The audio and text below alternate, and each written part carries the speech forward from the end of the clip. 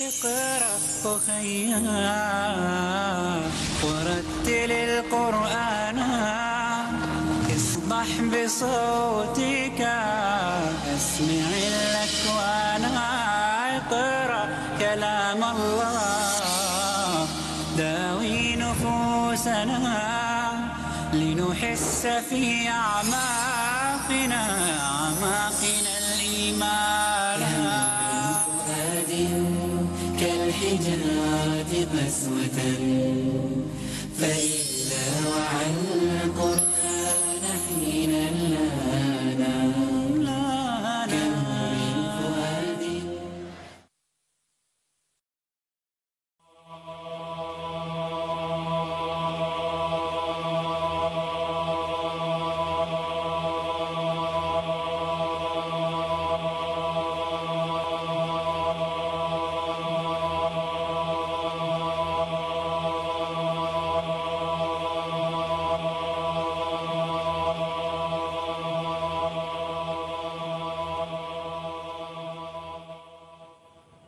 আসসালামু আলাইকুম ওয়া রাহমাতুল্লাহি ওয়া বারাকাতুহু। আপনাদের সবাইকে স্বাগত জানাই 10 দিন ব্যাপী ইসলামিক সম্মেলন এবং প্রদর্শনীর 8ম দিনের সন্ধ্যার আয়োজনে। আমরা আজকের পর্ব শুরু করছি কিরাত দিয়ে। কারি শেখ সালাহ আব্দুর রহমান আল বুখায়াতির, তিনি ইউএই থেকে এসেছেন।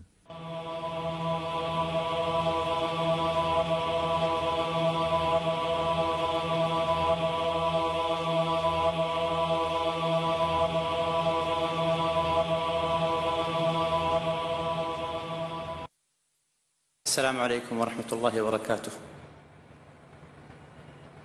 أعوذ بالله من الشيطان الرجيم. بسم الله الرحمن الرحيم.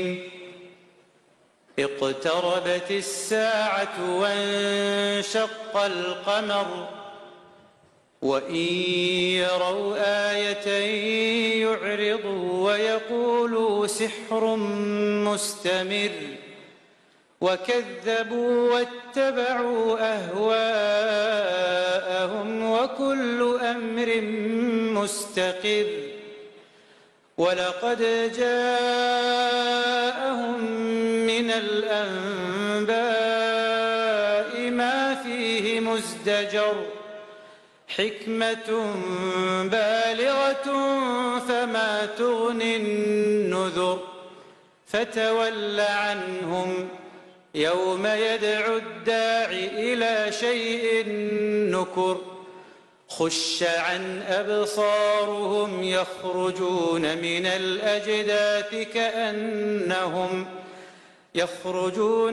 الأجداث كأنهم جراد منتشر مهطعين إلى الداع يقول الكافرون هذا يوم عسر كذبت قبلهم قوم نوح فكذبوا عبدنا وقالوا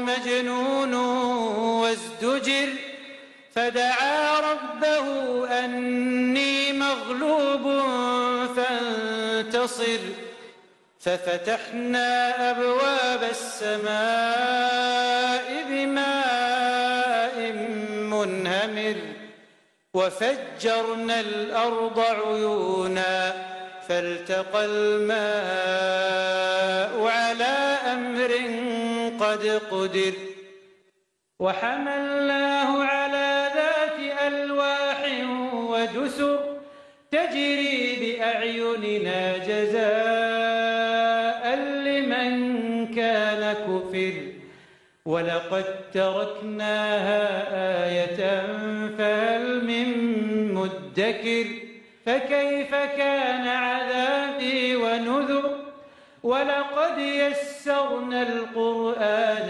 للذكر فهل من مدكر كذبت عاد فكيف كان عذابي ونذر إنا أرسلنا عليهم ريحا صرصرا في يوم نحس مستمر تنزع الناس كأنهم أعجاز نخل منقعر فكيف كان عذابي ونذر ولقد يسرنا القرآن للذكر فهل من مدكر كذبت ثمود بالنذر فقالوا أبشرا منا واحدا نتبعه إنا إذا لفي ضلال وسعر أألقي الذكر عليه من بيننا بل هو كذاب أشر سيعلمون غدا من الكذاب الأشر إنا مرسل الناقة فتنة لهم فارتقبهم واصطبر ونبئهم أن الماء قسمة بينهم كل شرب محتضر فنادوا صاحبهم فتعاطى فعقر فكيف كان عذابي ونذر إنا أرسلنا عليهم صيحة واحدة فكانوا كهشيم المحتضر ولقد يسرنا القرآن للذكر فهل من مدكر كذبت قوم لوط بالنذر إنا أرسلنا عليهم حاصبا إلا آل لوط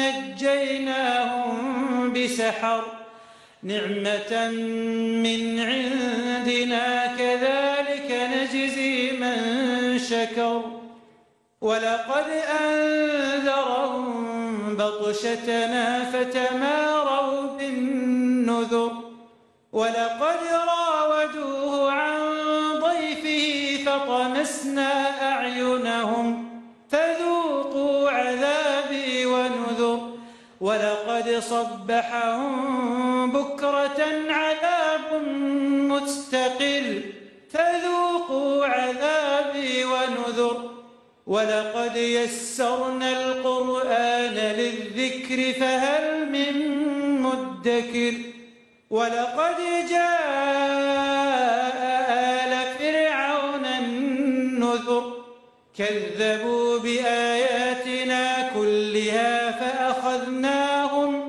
فأخذناهم أخذ عزيز مقتدر أكفاركم خير من أولئكم أم لكم براءة في الزبر أم يقولون نحن جميع منتصر سيهزم الجمع ويولون الدبر بل الساعة موعدهم والساعة أدهى وأمر إن المجرمين في ضلال وسعر يوم يسحبون في النار على وجوههم ذوقوا مس سقر إنا كل شيء خلقناه بقدر وما أمرنا إلا واحدة كلمح بالبصر ولقد أهلكنا أشياعكم فهل من مدكر وكل شيء فعلوه في الزبر وكل صغير وكبير مستطر إن المتقين في جنات ونهر في مقعد صدق عند مليك مقتدر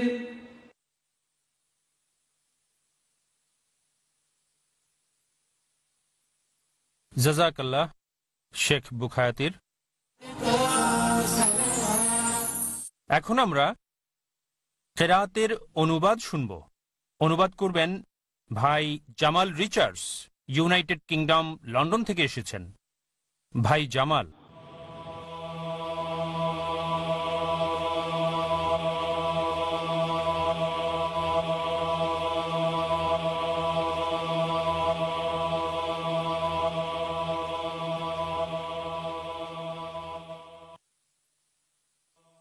আল্লাহর নামে শুরু, অতি দয়ালু, অতি ক্ষমাশীল।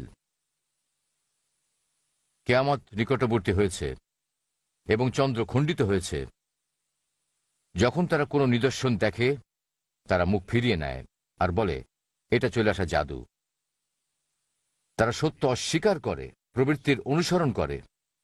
তবে প্রতিটি বিষয়েরই নির্দিষ্ট সময় আছে। এই লোকদের কাছে তো অতীতে সংবাদ এসেছে, যাতে আছে সাবধান বাণী। তা হল সুদূর প্রসারী জ্ঞান, কিন্তু সেই সতর্কবাণী কোনো কাজে আসেনি। কাজে হে নবী, তাদের ত্যাগ করো। যেদিন এক আহ্বানকারী আহ্বান করবে এক ভয়াবহ বিষয়ের দিকে, ভীত শঙ্কিত চোখে তারা কবর থেকে বের হয়ে আসবে, যেন তারা বিক্ষিপ্ত পঙ্গপাল। আহ্বানকারীর দিকে ছুটে আসবে, আর কাফিররা বলবে, এটা কঠিন দিন। তাদের আগে নূহের জাতি সত্য প্রত্যাখ্যান করেছিল, আমার বান্দাকে অস্বীকার করেছিল আর বলেছিল একটা পাগল, আর তাকে ভয় দেখানো হয়েছিল। তাই যে প্রতিপালককে ডেকেছিল, আমি পরাস্ত হয়েছি, কাজেই তুমি এর প্রতিবিধান করো। তখন আমি আকাশের দরজাগুলো খুলে দিয়ে মুষলধারে বৃষ্টি বর্ষিয়েছিলাম, আর জমিন থেকে উৎসারিত করেছিলাম ঝর্ণাধারা। অতঃপর পানি মিলিত হল যে পরিমাণ নির্ধারিত করা হয়েছিল, আর আমি তাকে বহন করলাম কাষ্ঠ আর কিলকযুক্ত নৌযানে, যা আমার চোখের সামনে ভেসে চলল সেই ব্যক্তির পক্ষে প্রতিশোধ হিসেবে যাকে অস্বীকার করা হয়েছিল। এটিকে আমি নিদর্শন হিসেবে রেখেছিলাম। অতএব উপদেশ গ্রহণ করা কেউ আছে কি? কত ভয়ঙ্কর ছিল আমার আযাব ও ভীতি প্রদর্শন। আর আমি কোরআনকে সহজ করে দিয়েছি উপদেশ গ্রহণের জন্য। উপদেশ গ্রহণ করা কেউ আছে কি? আদ জাতি সত্য প্রত্যাখ্যান করেছিল, ফলে কত ভয়ঙ্কর ছিল আমার আযাব ও ভীতি প্রদর্শন। প্রকৃতপক্ষে আমি তাদের উপর পাঠিয়েছিলাম ঝঞ্ঝা বায়ু এক অবিরাম অশুভ দিনে। মানুষকে তা উৎপাটিত করেছিল যেন তারা উৎপাটিত খেজুর গাছের কাণ্ড। ফলে কত ভয়ঙ্কর ছিল আমার আযাব ও ভীতি প্রদর্শন। আমি কোরআনকে সহজ করে দিয়েছি উপদেশ গ্রহণের জন্য। উপদেশ গ্রহণের কেউ আছে কি? সামুদ জাতি ও ভয় প্রদর্শনকে অস্বীকার করেছিল। তারা বলেছিল, আমরা কি আমাদেরই মধ্যেকার মাত্র একটা লোকের অনুসরণ করব? তাহলে তো আমরা গোমরাহি আর পাগলামিতে পড়ে যাব। আমাদের মধ্যে শুধু কি তারই উপর বাণী পাঠানো হয়েছে? না, সে চরম একটা মিথ্যুক। আগামীকালই তারা জানতে পারবে কে বড় মিথ্যুক। আসলে আমি একটা উষ্ট্রি পাঠাচ্ছি তাদেরকে পরীক্ষা করার জন্যে। কাজেই তাদেরকে লক্ষ্য করো এবং ধৈর্য ধরো। তাদেরকে জানিয়ে দাও তাদের মধ্যে পানি বণ্টিত হবে। প্রত্যেকের পানি পানের পালা আসবে। শেষে তারা তাদের এক সঙ্গীকে ডাকল, আর সে তাকে ধরে হত্যা করল। ফলে কত ভয়ঙ্কর ছিল আমার আযাব ও ভীতি প্রদর্শন। আসলে আমি তাদের উপর পাঠিয়েছিলাম একটিমাত্র প্রচণ্ড গর্জন, ফলে খোয়ারওয়ালাদের শুকনো ডালপালার মতো গুড়িয়ে গেল। আমি কোরআনকে সহজ করে দিয়েছি উপদেশ গ্রহণের জন্য। উপদেশ গ্রহণ করার কেউ আছে কি? লুতের জাতি সতর্কবাণী প্রত্যাখ্যান করেছিল, আর আমি তাদের উপর পাঠিয়েছিলাম প্রস্তরবর্ষী প্রচণ্ড বাতাস, লুতের পরিবারকে ছাড়া। আমি তাদেরকে রাতের শেষ প্রহরে উদ্ধার করেছিলাম। এভাবেই আমি অনুগ্রহ করে থাকি যে প্রকৃতপক্ষে কৃতজ্ঞতা প্রকাশ করে। আমার কঠোর পাকড়াও সম্পর্কে তাদেরকে সতর্ক করা হয়েছিল, কিন্তু সতর্কবাণীর বিষয়ে বাকবিতণ্ডা করেছিল। তারা লুতে মেহমানদের রক্ষণাবেক্ষণ থেকে বিরত রাখতে চাইল। তখন তাদের চোখ অন্ধ করে দিলাম। বললাম, আমার আযাব ও সতর্কবাণীর স্বাদ গ্রহণ করো। আর অতি সকালে নির্ধারিত শাস্তি তাদের গ্রাস করল। সুতরাং আমার শাস্তি ও সতর্কবাণীর স্বাদ গ্রহণ করো। আমি কোরআনকে সহজ করে দিয়েছি বোঝার জন্যে। উপদেশ গ্রহণে কেউ আছে কি? ফেরাউন গোষ্ঠীর কাছেও সতর্কবাণী এসেছিল। তারা আমার সকল নিদর্শনকে অস্বীকার করেছিল। তখন আমি তাদেরকে পাকড়াও করেছিলাম মহাপরাক্রমশালী ক্ষমতাবানের পাকড়াওয়ে। তোমাদের কাফেররা কি এই লোকদের চেয়ে ভালো, নাকি কেতাব সমূহতে তোমাদের ক্ষমা করে দেওয়ার কথা আছে? নাকি তারা বলে আমরা সংঘবদ্ধ দল, নিজেদের প্রতিরক্ষায় সক্ষম? এই সংঘবদ্ধ দল শীঘ্রই পরাজিত হবে আর পিছনে ফিরে পালাবে। বরং কিয়ামত হলো তাদেরকে দেওয়া নির্ধারিত সময়। কিয়ামত অতি কঠিন, অতিশয় তিক্ত। আসলে পাপীরা রয়েছে গুমরাহি আর পাগলামির মধ্যে। যেদিন তাদেরকে মুখের ভরে আগুনের মধ্যে হিঁচড়ে টেনে আনা হবে, বলা হবে জাহান্নামের স্পর্শ আস্বাদন করো। আসলে আমি সবকিছু সৃষ্টি করেছি নির্ধারিত পরিমাপে। আমার আদেশ তো মাত্র একটি কথা, চোখের পলকের মতো। আমি তোমাদের মতো দলগুলোকে ইতিপূর্বে ধ্বংস করেছি। কাজেই উপদেশ গ্রহণ করার কেউ আছে কি? তারা যা কিছু করেছে তা আছে আমলনামায়। ছোট আর বড় সকল বিষয় আছে লিপিবদ্ধ। মুত্তাকিরা থাকবে বাগান আর ঝর্ণার ধারার মাঝে, প্রকৃত সম্মান ও মর্যাদার স্থানে, সর্বময় কর্তৃত্বের অধিকারের নিকটে। জাজাকাল্লাহ খায়ের ভাই জামাল রিচার্ডসকে অনুবাদের জন্য। এখন আমরা আনুষ্ঠানিক পাবলিক লেকচার পর্ব শুরু করব। এখানে উপস্থিত অনেকের কাছে আজকের বক্তার পরিচিতি দেওয়ার দরকার নাই, তবে তাদের জন্য যারা তাঁর সম্পর্কে জানে না, আমি ফরমাল পরিচিতি তুলে ধরছি। Doctor Zakir Naik Islamic research ফাউন্ডেশনের প্রেসিডেন্ট, পেশাগত ট্রেনিংয়ে একজন মেডিকেল ডাক্তার। তিনি বিখ্যাত যুগান্তকারী ইসলামিক বক্তা হিসেবে ইসলাম এবং কম্পারেটিভ রিলিজিয়নের উপর। ডাক্তার জাকির ইসলামিক দৃষ্টিভঙ্গি তুলে ধরেন এবং ইসলাম সম্পর্কে ভুল ধারণা দূর করেন কোরআনের মাধ্যমে, সহিহ হাদিস এবং অন্যান্য ধর্মগ্রন্থের মাধ্যমে, পাশাপাশি কারণ, যুক্তি এবং বিজ্ঞানের তথ্যের মাধ্যমে। তার বয়স ৪৪ বছর। ডাক্তার জাকির পাবলিক লেকচার শেষে দর্শক এবং সমালোচকদের থেকে চ্যালেঞ্জিং প্রশ্নের গঠনমূলক বিশ্লেষণ এবং সন্তোষজনক জবাবের জন্য বিখ্যাত। গত ১৩ বছরে ডাক্তার জাকির ১৩০০রও বেশি পাবলিক লেকচার দিয়েছেন পৃথিবীর বিভিন্ন দেশে, যেমন USA, Canada, UK, Saudi Arabia, UAE, Kuwait, Qatar, Bahrain, Oman, দক্ষিণ Africa, Italy, Mauritius, Australia, Malaysia, Singapore, Hong Kong, Thailand, Guyana, South Africa, Trinidad এবং টোবাকো এবং আরও অনেক দেশে। পাশাপাশি অসংখ্য পাবলিক লেকচার দিয়েছেন ইন্ডিয়াতেও।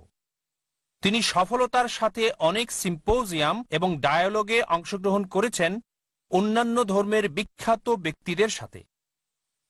মরহুম শেখ আহমদ দিদাত ইসলাম এবং কম্পারেটিভ রিলিজিয়নের উপর বিশ্ববিখ্যাত বক্তা, এই ক্ষেত্রে একজন অগ্রগামী, যিনি ১৯৯৪ সালে ডাক্তার জাকিরকে বলেছেন দিদাত প্লাস। ২০০০ সালে তাকে একটা স্মারক উপহার দেন, যার মধ্যে লেখা রয়েছে জাকির আব্দুল করিম নায়েককে পুরস্কৃত করা হলো দাওয়া ক্ষেত্রে তার অর্জনের জন্য এবং কম্পারেটিভ রিলিজিয়ন অধ্যয়নের ক্ষেত্রে। এবং তিনি আরও লিখেছেন, বাবা, গত ৪ বছরে তুমি যা করেছ আমার তা করতে লেগেছে ৪০ বছর। আলহামদুলিল্লাহ। ডাক্তার জাকিরকে সারা পৃথিবী জুড়ে ২০০রও বেশি দেশে অনেক আন্তর্জাতিক টেলিভিশন চ্যানেলে নিয়মিত দেখা যায়। তাকে আমন্ত্রণ জানানো হয় টিভি এবং রেডিও ইন্টারভিউয়ের জন্য। তার শত শত লেকচার, ডায়ালগ, ডিবেট এবং সিম্পোজিয়াম সর্বত্র পাওয়া যায় ভিসিডি, ডিভিডি এবং অন্যান্য ডিজিটাল এবং ইন্টারনেট মিডিয়াতে। পিস টিভি হল তাঁর চমৎকার এবং প্রফেশনাল ইসলামের উপস্থাপন সারা পৃথিবী জুড়ে মুসলিম এবং অমুসলিমদের মাঝে। তিনি ইসলাম এবং কম্পারেটিভ রিলিজনের উপর বই লিখেছেন। এর মধ্যে অন্যতম জনপ্রিয় হল কোরআন এবং আধুনিক বিজ্ঞান সঙ্গতিপূর্ণ নাকি অসঙ্গতিপূর্ণ, ইসলামে নারীর অধিকার রক্ষা করা হয়েছে নাকি খর্ব করা হয়েছে, প্রধান প্রধান ধর্মে ঈশ্বরের ধারণা এবং ইসলাম সম্পর্কে অমুসলিমদের বিভিন্ন প্রশ্নের জবাব। ভাই ও বোনেরা, আপনাদের সামনে আলোচনার জন্য গুরুত্বপূর্ণ বিষয় আল কোরআন কি বুঝে পড়া উচিত। আপনাদের সামনে আসছেন ডাক্তার জাকির নায়েক।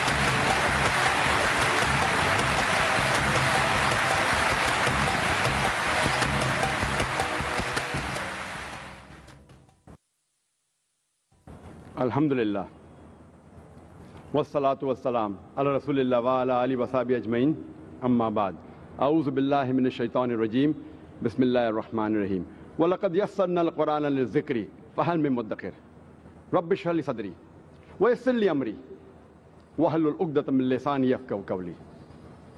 আমার গুরুজনেরা এবং প্রিয় ভাই ও বোনেরা, সবাইকে স্বাগত জানাই ইসলামিক সম্ভাষণে। আসসালামু আলাইকুম ওয়া রাহমাতুল্লাহি ওয়া বারাকাতুহু। আল্লাহ সুবহানাহু ওয়া তাআলার দয়া, শান্তি এবং রহমত আপনাদের সকলের উপরে বর্ষিত হোক।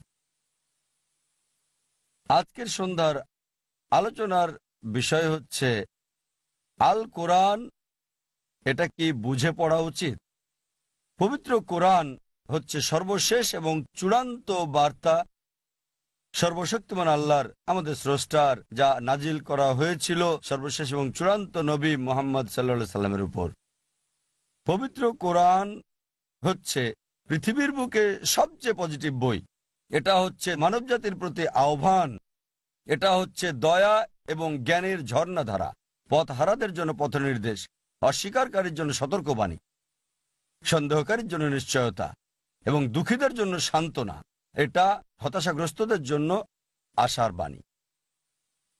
কোরআন না পড়ে কোরআন থেকে এই সকল উপকারগুলো পাওয়া কিভাবে সম্ভব হবে? কোরআন না বুঝে কিভাবে সম্ভব? কোরআনের অর্থ চিন্তা না করে কিভাবে সম্ভব? আর কোরআন আপনার জীবনে বাস্তবায়ন না করে কিভাবে সম্ভব? আলহামদুলিল্লাহ, পবিত্র কোরআন পৃথিবীর বুকে সবচেয়ে বেশি পঠিত গ্রন্থ। তবে দুঃখজনকভাবে এটা হচ্ছে সবচেয়ে বেশি না বুঝে পড়া বই। কারণ অধিকাংশ মুসলিমই কোরআন পড়ে না বুঝে। এ কারণে মেনে চলা, উপকার পাওয়া, মুসলিমরা কোরআন থেকে যা পায় এটা কমে আসছে। কোরআনের সাথে মুসলিমদের সম্পর্ক কমে আসছে।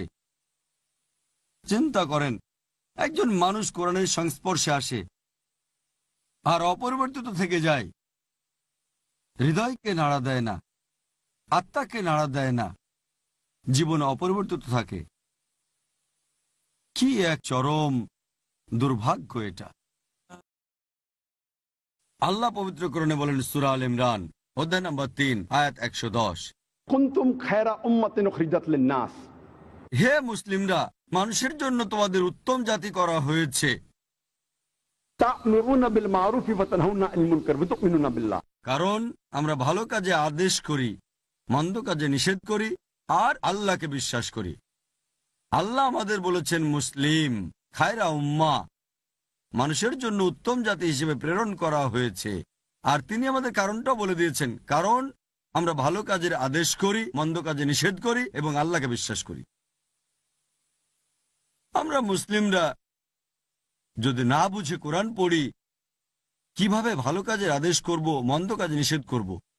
আর যদি ভালো কাজের আদেশ না করি, মন্দ কাজে নিষেধ না করি, আমরা মুসলিম হওয়ার যোগ্য না, খায়রা উম্মাহ হওয়ার যোগ্য না।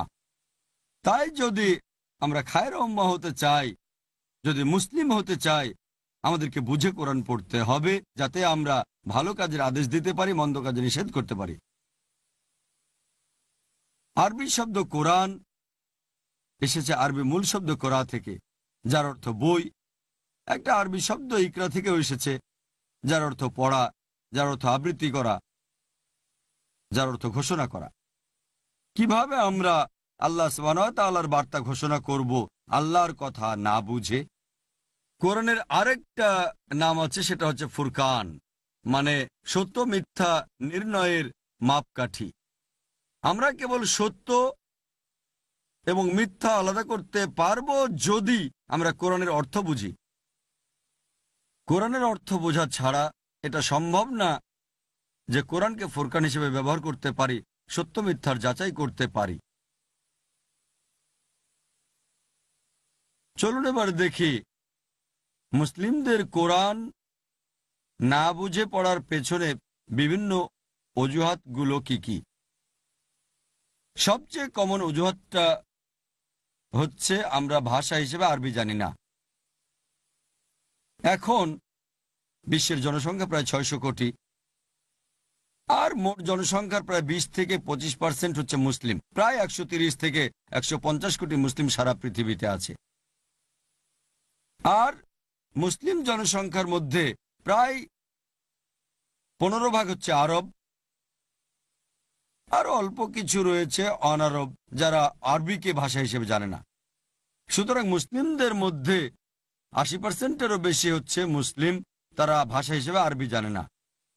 তাই সবচেয়ে কমন যে অজুহাত মুসলিমরা কোরআন না বুঝে পড়ার জন্য দেয় তা হচ্ছে আমরা ভাষা হিসেবে আরবি জানি না। যখন একটা মানুষ জন্মগ্রহণ করে সে কোনো ভাষাই জানে না।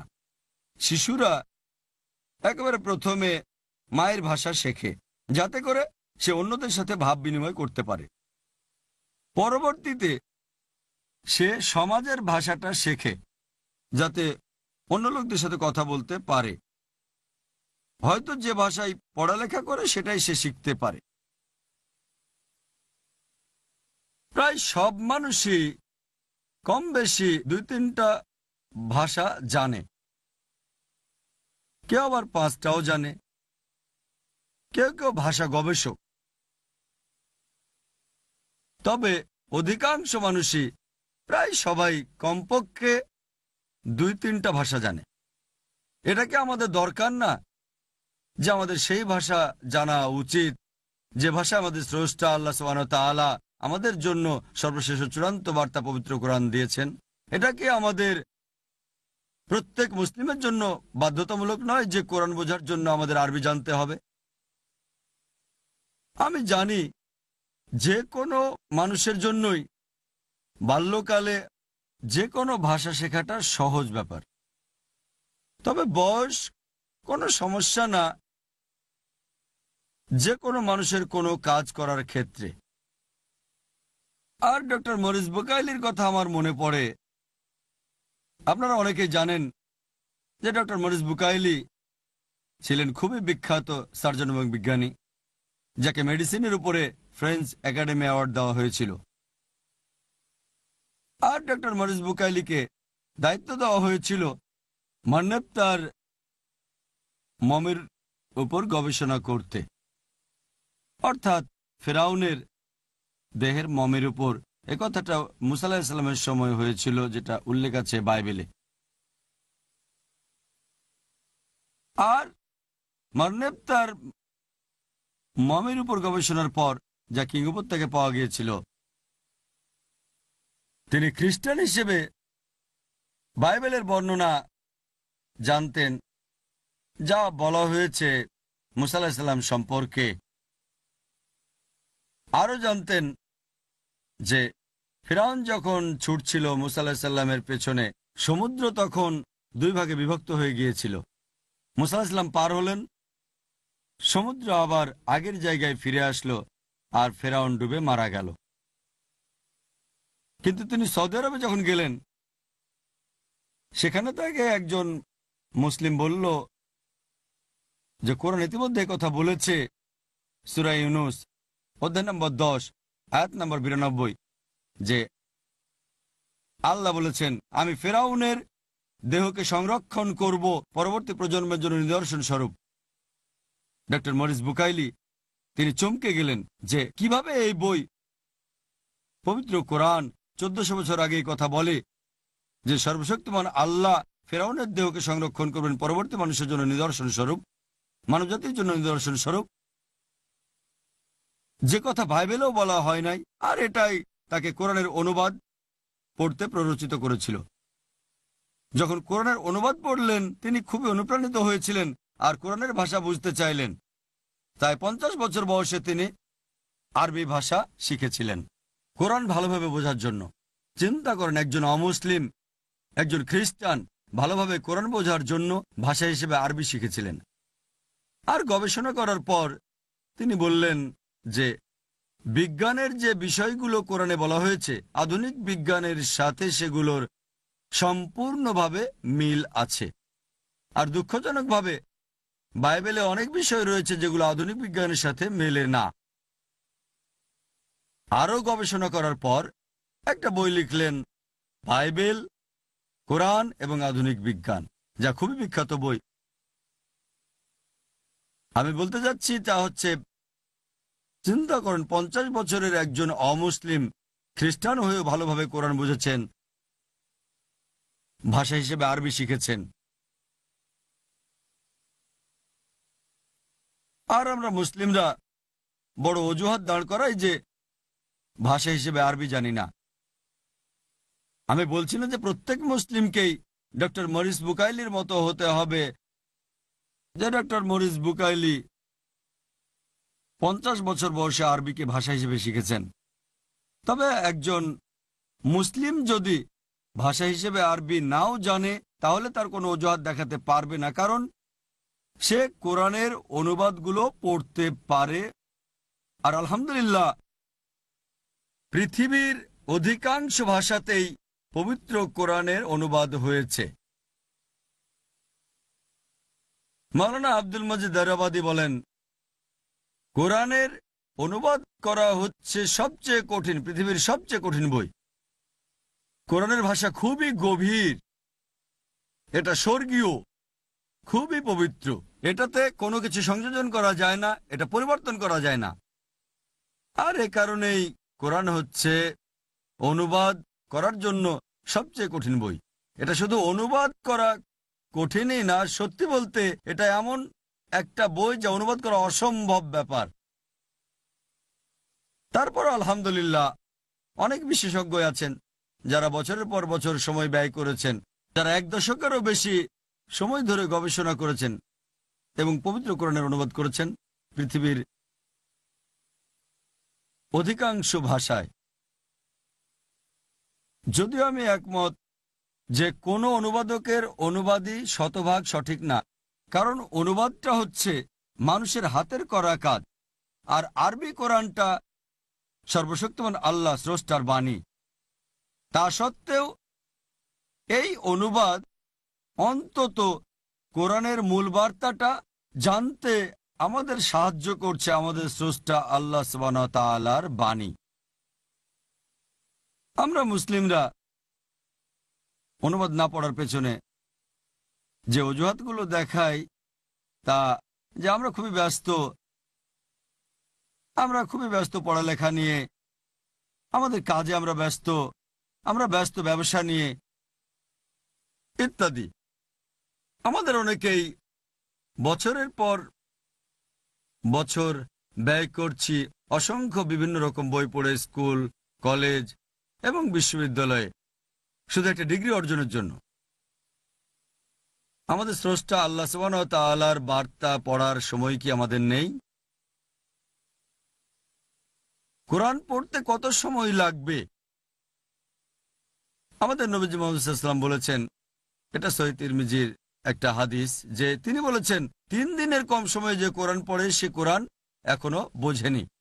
তার মানে যদি কেউ মনোযোগ দিয়ে কোরআন পড়ে, কমপক্ষে তার 3 দিন সময় লাগবে কমপক্ষে।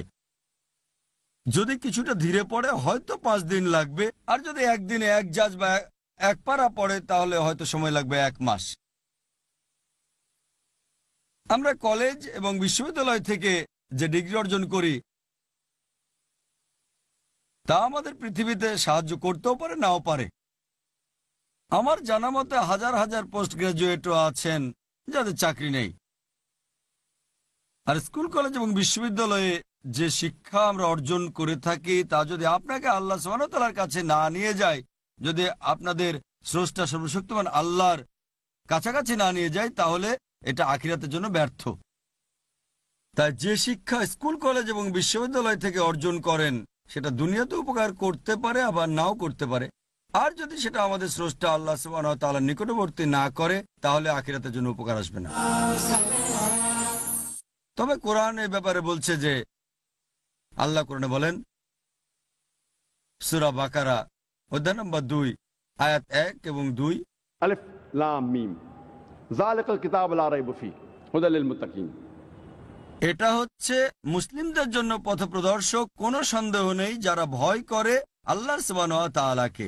তার মানে আল্লাহ আপনাকে নিশ্চয়তা দিচ্ছেন যে এটা সুস্পষ্ট পথপ্রদর্শক আর এটা আপনাকে অবশ্যই এই দুনিয়াতে মঙ্গল করবে, পাশাপাশি আখিরাতেরও কল্যাণ করবে। আল্লাহ কোরআনে বলেন সূরা কাহাফ অধ্যায় নম্বর 18 আয়াত 54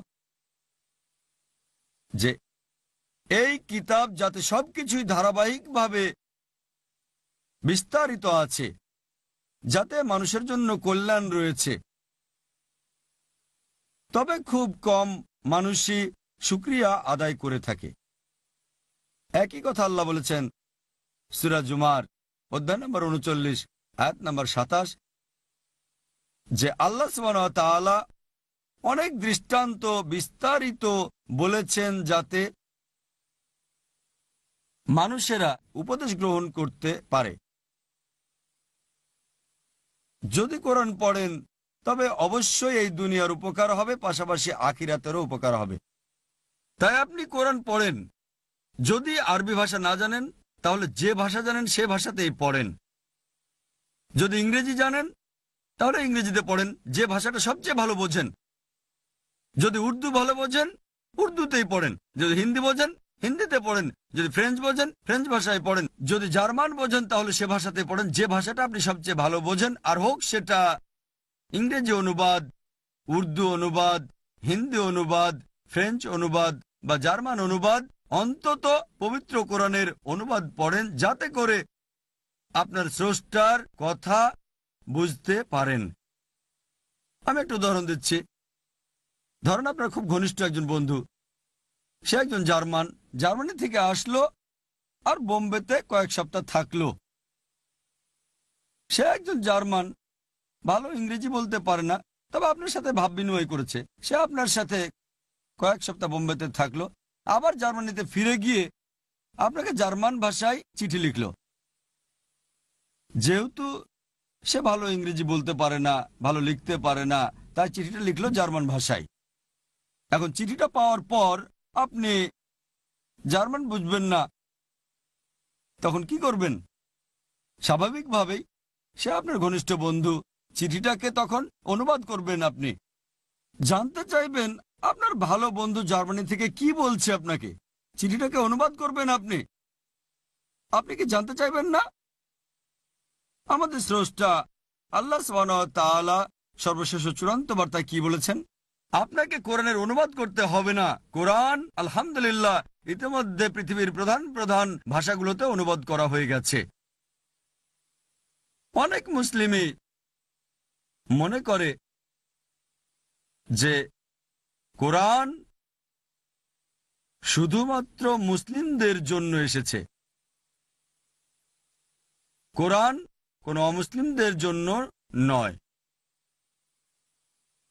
আল্লাহ কোরআনে বলেন সূরা ইব্রাহিম অধ্যায় নম্বর 14 আয়াত নম্বর 1, अलिफ लाम रा। এই হচ্ছে কিতাব যা আল্লাহ তোমাকে দিয়েছেন, যাতে তুমি মানব জাতিকে পথ দেখাতে পারো অন্ধকার থেকে আলোর দিকে।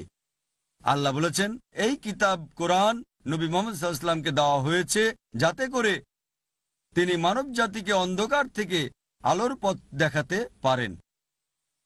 আল্লাহ কোরআনে বলেন সূরা ইব্রাহিম অধ্যায় নম্বর 14 আয়াত নম্বর 52 যে এটা মানব জাতির জন্য বার্তা, যাতে এর থেকে তারা বুঝতে পারে আল্লাহ কেবলমাত্র একজন, মানুষ যেন এর থেকে উপদেশ গ্রহণ করে। কোরআন বলছে সূরা বাকারা অধ্যায় 2 আয়াত 185 রমজান মাসেই পবিত্র কোরআন নাজিল করা হয়েছে মানব জাতিকে পথ দেখানোর জন্য, সত্য আর মিথ্যাকে আলাদা করার জন্য। এই পবিত্র কোরআন রমজান মাসে নাজিল করা হয়েছে মানব জাতিকে পথ দেখানোর জন্য, শুধু মুসলিম বা আরবদের জন্য নয়, সমগ্র মানব জাতির জন্য, সত্য এবং মিথ্যার পার্থক্যকারী রূপে। আল্লাহ বলেন সূরা আল জুমার অধ্যায় নম্বর 39 আয়াত নম্বর 41 আমি তোমাকে এই কিতাব দিয়েছি নবী মুহাম্মদ সাল্লাল্লাহু আলাইহি ওয়াসাল্লামকে, যাতে করে তুমি মানুষকে পথ দেখাতে পারো। কোরআন বলছে না যে কোরআন নাজিল করা হয়েছে নবী মুহাম্মদ সাল্লাল্লাহু আলাইহি সাল্লামের উপর শুধু মুসলিম আরবদের পথ দেখাতে, বলছে যাতে সমগ্র মানব জাতিকে পথ দেখাতে পারো। তারপরও কিছু মুসলিম রয়েছে যারা অমুসলিমদের কোরআন পড়তে দেয় না, এই ভেবে যে এই অমুসলিম কি বুঝবে কোরআনের, এরা তো অমুসলিম, এরা মুশরিক, এরা কাফির, এরা কোরআনের কি বুঝবে, আর নিজেদেরকে সেরা মনে করে। আপনি কি জানেন কোরআন নাজিল হয়েছে 1400 বছর আগে? যে সময় আরবে কোরআন নাজিল হয় সে সময়টাকে বলা হয়েছে আয়ামে জাহেলিয়া, অজ্ঞতার যুগ। আর কোরআন নাজিলের আগের সময়টাতে আরবরা পৃথিবীর সবচেয়ে অজ্ঞ জাতি হিসেবে পরিচিত ছিল। চিন্তা করেন, এই কোরআন আরবের জীবনধারাকে বদলে দিয়ে তাদেরকে করেছে পৃথিবীর আলোর মশালবাহী। তাই কোরআন যখন 1400 বছর আগে এই লোকদের বদলে দিয়েছে, তাহলে কেন এখনকার সময়ের অমুসলিমদের বদলে দিতে পারবে না? এখন তো অন্ধকার যুগও নয়। ইতিহাস আমাদের বলে সেটা ছিল আয়ামে জাহেলিয়া, অন্ধকার যুগ। আল্লাহ কোরআনে বলেন, সূরা আম্বিয়া অধ্যায় নম্বর 21 আয়াত 107, ওয়ামা আরসালনাকা ইল্লা রাহমাতাল লিল আলামিন, যে আমি তো তোমাকে প্রেরণ করেছি সমগ্র মানব জাতির রহমত হিসেবে, সমগ্র সৃষ্টির রহমত হিসেবে, সমগ্র দুনিয়ার রহমত হিসেবে। নবী মুহাম্মদ সাল্লাল্লাহু আলাইহি সাল্লাম শুধু মুসলিম বা আরবদের জন্যই নন, সর্বশেষ এবং চূড়ান্ত নবী ছিলেন সমগ্র মানব জাতির জন্য। পবিত্র কোরআনে সূরা সাবা অধ্যায় 34 আয়াত 28 বলছে, ওয়ামা আরসালনাকা ইল্লা কাফাতাল লিন-নাস বাশীরা ওয়া নাযীরা, আমি তোমাকে সারা দুনিয়ার নবী হিসেবে প্রেরণ করেছি, সুসংবাদদাতা এবং পাপের জন্য সতর্ককারী হিসেবে। তারপরও মানুষের মাঝে অধিকাংশই তা জানে না। তাই নবী মুহাম্মদ সাল্লাল্লাহু আলাইহি সাল্লাম শুধু মুসলিম বা আরবদের জন্যই ছিলেন না, সমগ্র মানব জাতির জন্য ছিলেন। আমরা মুসলিমরা দুঃখজনকভাবে কোরআনকে দখল করে রাখতে চাই কোবরার মতো। আমরা নিজেরাও পড়ি না, আবার অন্যকেও পড়তে দেই না। আর অনেক মুসলিমই কোরআন থেকে উদ্ধৃতি দেয়, বলে যে কোরআন অমুসলিমদেরকে দেওয়া যাবে না কারণ আল্লাহ বলেছেন। তারা উদ্ধৃতি দেয় সূরা ওয়াকিয়া অধ্যায় নম্বর 56 আয়াত 77 থেকে 80। এতে বলা হয়েছে যে এই কোরআনকে অত্যন্ত সুরক্ষিতভাবে সংরক্ষণ করা হয়েছে, পবিত্র ছাড়া কেউ এটাকে স্পর্শ করতে পারে না। এটা জগৎসমূহের প্রতিপালকের নিকট থেকে। আর অনেক মুসলিম বলে যে দেখো কোরআন বলছে পবিত্ররা ছাড়া কেউই কোরআনকে স্পর্শ করতে পারে না। আর অমুসলিম তারা নাজিস, তারা তো নাপাক, তারা অপবিত্র, এই কারণে অমুসলিমরা কোরআন স্পর্শ করতে পারবে না। যদি নজরুলে কোরআন পড়েন কেন এই আয়াত নাজিল হয়েছিল, তাহলে দেখবেন যে মক্কার মুশরিক এবং কাফিররা অভিযোগ করত যে এই কোরআন নাউজুবিল্লাহ এটা হচ্ছে শয়তানের কথা, এগুলো শয়তানের কথা। আল্লাহ নাজিল করলেন কেউ একে স্পর্শ করতে পারে না। আরবি শব্দটা এখানে কিতাবে মাখনুন, তার মানে যে গ্রন্থ সুরক্ষিত। কিতাবে মাখনুন, এই কিতাবে মাখনুন এটা পবিত্র কোরআনকে বোঝানো হচ্ছে না। এই কোরআন কিতাবকে আরবিতে বলা হয় মুসাফ। কোরআন তাহলে কি বোঝাচ্ছে? আপনি যদি আরেকটা রেফারেন্স পড়েন, সূরা আল বুরুজ অধ্যায় নম্বর 85 আয়াত 21 এবং 22 বলা হয়েছে আল্লাহ কোরআনকে অত্যন্ত সুরক্ষিত অবস্থায় সংরক্ষণ করেছেন লওহে মাহফুজে। তাহলে কোরআন এখানে যা বলছে তা বোঝাচ্ছে লওহে মাহফুজের কোরআনের কথা। এটা এই কোরআন নিয়ে বলছে না, কারণ যদি এটা এই কোরআনকে নিয়ে বলতো,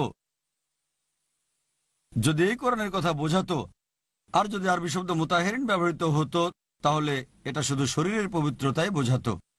তাহলে যে কোনো অমুসলিম সহজেই বাজারে গিয়ে কোরআনের একটা কপি কিনতো 150 টাকা দিয়ে, 200 টাকা দিয়ে, $4 বা $5 দিয়ে, আর এই কোরআন ভুল প্রমাণিত হতো। মুতাহিরিন শব্দটা শুধু শরীরের পবিত্রতাকেই বোঝাচ্ছে না, এটা মনের পবিত্রতাকেও বোঝায়। হৃদয়ের, আত্মার, মনের নিষ্পাপ বলতে যাদের বোঝানো হচ্ছে তারা হচ্ছে ফেরেশতা। যে কেউ সুরক্ষিত অবস্থায় এই কোরআনকে স্পর্শ করতে পারবে না লওহে মাহফুজে, ফেরেশতাগণ ছাড়া। আর মক্কার মুশরিকদের অভিযোগের জবাব দেওয়া হচ্ছে যে এই কোরআন শয়তানের কথা, এটা না। তাই কোরআনের এই আয়াত এখানে শরীরের পবিত্রতার কথা বলা হচ্ছে না। যদি পবিত্র হয় ভালো, এটা মুস্তাহাব আলহামদুলিল্লাহ, তবে বাধ্যতামূলক না। আমরা মুসলিমরা দুঃখজনকভাবে কোরআনকে দখল করে রাখতে চাই কোবরার মতো। আমরা নিজেরাও পড়ি না, আবার অন্যকেও পড়তে দেই না। আর অনেক মুসলিমই কোরআন থেকে উদ্ধৃতি দেয়, বলে যে কোরআন অমুসলিমদেরকে দেওয়া যাবে না কারণ আল্লাহ বলেছেন। তারা উদ্ধৃতি দেয় সূরা ওয়াকিয়া অধ্যায় নম্বর 56 আয়াত 77 থেকে 80। এতে বলা হয়েছে যে এই কোরআনকে অত্যন্ত সুরক্ষিতভাবে সংরক্ষণ করা হয়েছে। পবিত্র ছাড়া কেউ এটাকে স্পর্শ করতে পারে না। এটা জগৎসমূহের প্রতিপালকের নিকট থেকে। আর অনেক মুসলিম বলে যে দেখো কোরআন বলছে পবিত্ররা ছাড়া কেউই কোরআনকে স্পর্শ করতে পারে না। আর অমুসলিম তারা নাজিস, তারা তো নাপাক, তারা অপবিত্র, এই কারণে অমুসলিমরা কোরআন স্পর্শ করতে পারবে না। যদি নজরুলে কোরআন পড়েন কেন এই আয়াত নাজিল হয়েছিল, তাহলে দেখবেন যে মক্কার মুশরিক এবং কাফিররা অভিযোগ করত যে এই কোরআন নাউজুবিল্লাহ এটা হচ্ছে শয়তানের কথা, এগুলো শয়তানের কথা। আল্লাহ নাজিল করলেন কেউ একে স্পর্শ করতে পারে না। আরবি শব্দটা এখানে কিতাবে মাখনুন, তার মানে যে গ্রন্থ সুরক্ষিত। কিতাবে মাখনুন, এই কিতাবে মাখনুন এটা পবিত্র কোরআনকে বোঝানো হচ্ছে না। এই কোরআন কিতাবকে আরবিতে বলা হয় মুসাফ। কোরআন তাহলে কি বোঝাচ্ছে? আপনি যদি আরেকটা রেফারেন্স পড়েন সূরা আল বুরুজ অধ্যায় নম্বর 85 আয়াত 21 এবং 22 বলা হয়েছে আল্লাহ কোরআনকে অত্যন্ত সুরক্ষিত অবস্থায় সংরক্ষণ করেছেন লৌহে মাহফুজে। তাহলে কোরআন এখানে যা বলছে তা বোঝাচ্ছে লৌহে মাহফুজের কোরআনের কথা। এটা এই কোরআন নিয়ে বলছে না। কারণ যদি এটা এই কোরআনকে নিয়ে বলতো, যদি এই কোরআনের কথা বোঝাতো, আর যদি আরবি শব্দ মুতাহিরিন ব্যবহৃত হতো, তাহলে এটা শুধু শরীরের পবিত্রতাই বোঝাতো। তাহলে যে কোনো অমুসলিম সহজেই বাজারে গিয়ে কোরআনের একটা কপি কিনতো 150 টাকা দিয়ে, 200 টাকা দিয়ে, $4 বা $5 দিয়ে, আর এই কোরআন ভুল প্রমাণিত হতো। মুতাহিরিন শব্দটা শুধু শরীরের পবিত্রতাকেই বোঝাচ্ছে না, এটা মনের পবিত্রতাকেও বোঝায়। হৃদয়ের, আত্মার, মনের নিষ্পাপ বলতে যাদের বোঝানো হচ্ছে তারা হচ্ছে ফেরেশতা। যে কেউ সুরক্ষিত অবস্থায় এই কোরআনকে স্পর্শ করতে পারবে না লৌহে মাহফুজে, ফেরেশতাগণ ছাড়া। আর মক্কার মুশরিকদের অভিযোগের জবাব দেওয়া হচ্ছে যে এই কোরআন শয়তানের কথা, এটা না। তাই কোরআনের এই আয়াত এখানে শরীরের পবিত্রতার কথা বলা হচ্ছে না। যদি পবিত্র হয় ভালো, এটা মুস্তাহাব আলহামদুলিল্লাহ, তবে বাধ্যতামূলক না। আর এছাড়াও যদি এটা শর্ত হতো, চিন্তা করেন, যদি এটা শর্ত হতো যে যদি একজনকে শিরকমুক্ত করা যায় আর অপবিত্র অবস্থায় কোরআন স্পর্শ করাকে ছোট গুনাহ মনে করেন, ওযু ছাড়া স্পর্শ করা, তারপরও শিরকমুক্ত করা যা ইসলামের সবচেয়ে বড় গুনাহ। শিরকের এই বড় গুনাহ দূর করতে ছোট গুনাহ কোনো সমস্যা না, তারপরও এটা ভালো। তবে তাফসীর বিশেষজ্ঞগণ বলেছেন এই আয়াতের মানে বা এটা বলছে না যে কোরআন স্পর্শ করতে হলে কাউকে ওযু করতে হবে। তবে ওযু হলে ভালো, এটা মুস্তাহাব আলহামদুলিল্লাহ, তবে জরুরি না। অনেক মানুষ আছে, অনেক মুসলিম যারা বলে ঠিক আছে ভাই জাকির, অমুসলিমদের কোরআন দেন, তবে শুধু ইংলিশ অনুবাদটাই দেবেন, আরবি মূলটা দেবেন না, বা হিন্দি অনুবাদ দেন, উর্দু অনুবাদ দেন। আমার কোনো সমস্যা নেই যদি কেউ দেয় শুধু কোরআনের অনুবাদটা। তবে আমি ব্যক্তিগতভাবে পছন্দ করি অনুবাদের সাথে মূল আরবিটাও দিতে। কেন? কারণ অনুবাদটা কোনো মানুষের করা কাজ, আর কোনো মানুষই পরিপূর্ণ না। যা আমি আগে বলেছি যে কোনো অনুবাদই পরিপূর্ণ না। আর যদি অনুবাদক কোনো ভুল করে থাকে, এজন্য আল্লাহ সুবহানাহু ওয়া তাআলা দায়ী হবেন না। কারণ যদি মূল আরবিটা যাচাই করে দেখি, অনুবাদ ছাড়া আমরা সহজেই বুঝতে পারি যে অনুবাদে যদি ভুল থাকে সেটা মানুষের দ্বারা ভুল হয়েছে, আল্লাহ সুবহানাহু ওয়া তাআলা না। তাই আমি ব্যক্তিগতভাবে পছন্দ করি অনুবাদের সাথে সাথে মূল আরবিটাও দিতে, যাতে করে যদি কোনো ভুল থেকেও যায় সেজন্য আল্লাহ সুবহানাহু ওয়া তাআলাকে যেন দায়ী করা না হয়, দায় অনুবাদকের উপরে যাবে।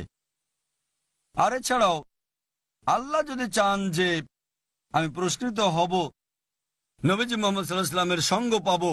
কেন?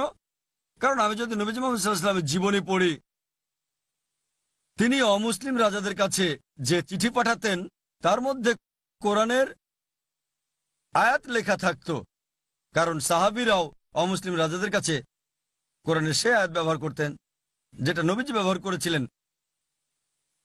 তিনি আবিসিনিয়ার রাজার কাছে চিঠি পাঠিয়েছেন, রাজা হিরাক্লসের কাছে, পারস্যের রাজার কাছে, ইয়েমেনের রাজা, মিশরের রাজার কাছে। এই রাজাদের অনেকেই আলহামদুলিল্লাহ ইসলাম গ্রহণ করেছিল।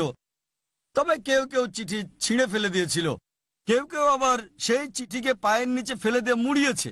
চিন্তা করেন, নবীজির অঙ্কিত কোরআনের আয়াত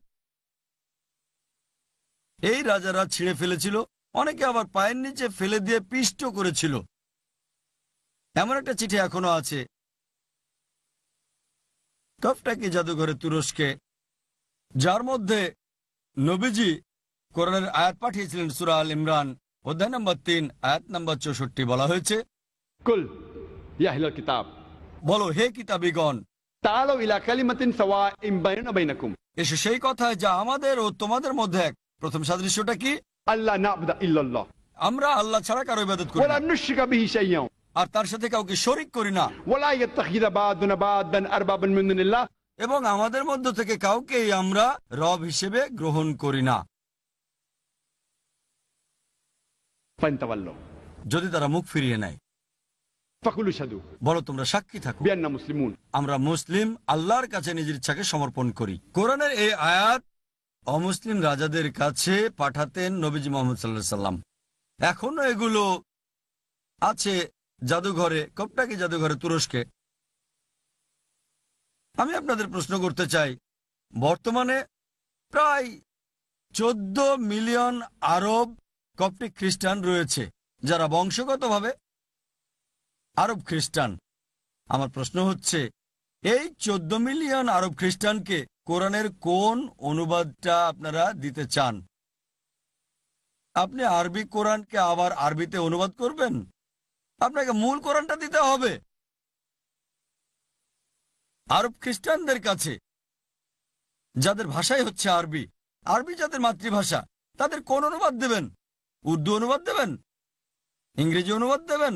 আল্লাহ সুবহানাহু ওয়া তাআলার অরিজিনাল বাণী দিতে হবে আরবিটা। এ কারণেই আমি ব্যক্তিগতভাবে অনুবাদের সাথে মূল আরবিটা দিতে পছন্দ করে থাকি। আর এই কোরআন সমগ্র মানবজাতির জন্য নাজিল করা হয়েছে এবং সর্বশেষ ও চূড়ান্ত নবী মুহাম্মদ সাল্লাল্লাহু আলাইহি সাল্লামকে প্রেরণ করা হয়েছে সমগ্র মানবজাতির জন্য। অনেক মুসলিম আছে যারা বলে যে কোরআন শুধুমাত্র আলেমদেরই বুঝে পড়তে হবে, শুধুমাত্র বিশেষজ্ঞদের বুঝে পড়তে হবে। একজন সাধারণ মুসলিমের কোরআন বুঝে পড়ার কোনো দরকার নেই। কোরআন শুধুমাত্র আলেমরাই বুঝে পড়বে, শুধুমাত্র বিশেষজ্ঞরা বুঝে পড়বে। আমি আলোচনা শুরু করেছিলাম একটা আয়াতের উদ্ধৃতি দিয়ে, যেটা কারিও অনুষ্ঠানের শুরুতে তেলাওয়াত করেছিলেন, যেটা আছে সূরা কামার অধ্যায় নম্বর 54, কমপক্ষে 4 বার সূরা কামার অধ্যায় নম্বর 54, আয়াত নম্বর 17, আয়াত নম্বর 22, আয়াত নম্বর 32 এবং আয়াত নম্বর 40। وَلَقَدْ يَسَّرْنَا الْقُرْآنَ لِلذِّكْرِ فَهَلْ مِن مُدَّكِرٍ। আমি তোমাদের জন্য কোরআনকে সহজ করে দিয়েছি বুঝতে এবং মনে রাখতে, তারপরও কি তোমরা উপদেশ গ্রহণ করবে না? আল্লাহ সুবহানাহু ওয়া তাআলা স্রষ্টা বলেছেন যে আমি তোমাদের জন্য কোরআনকে সহজ করে দিয়েছি, তারপরও কি তোমরা তা গ্রহণ করবে না? আল্লাহ কোরআনে অনেকবার বলেছেন, যেমন বলেছেন সূরা বাকারা অধ্যায় নম্বর 2 আয়াত 242, لَعَلَّكُمْ تَعْقِلُونَ। যাতে তারা বুঝতে পারে। আল্লাহ বলেন সূরা হিজর অধ্যায় 15 আয়াত 1, আলিফ লাম র তিলকা আয়াতুল কিতাব ওয়াল কোরআনুল মুবিন। আলিফ লাম র এগুলো পবিত্র কোরআনের আয়াত, যা সবকিছুকে স্পষ্ট করে তোলে। তাই আল্লাহ সুবহানাহু ওয়া তাআলা বলছেন যে এই কোরআনকে আমি তোমাদের জন্য সহজ করে দিয়েছি। আল্লাহ বলছেন যাতে তারা বুঝতে পারে। আল্লাহ বলছেন আমি কোরআনের আয়াত নাজিল করেছি যাতে তোমাদের কাছে সবকিছু স্পষ্ট করে তোলে। সুতরাং কাকে মানবেন, কার কথা অনুসরণ করবেন? ওই সকল মুসলিমকে যারা বলে যে কোরআন শুধু বিশেষজ্ঞরাই বুঝবে, নাকি আমাদের স্রষ্টা আল্লাহ সুবহানাহু ওয়া তাআলার নির্দেশ মান্য করবেন যে এটা সহজ করে দেওয়া হয়েছে যাতে মানুষ বুঝতে পারে?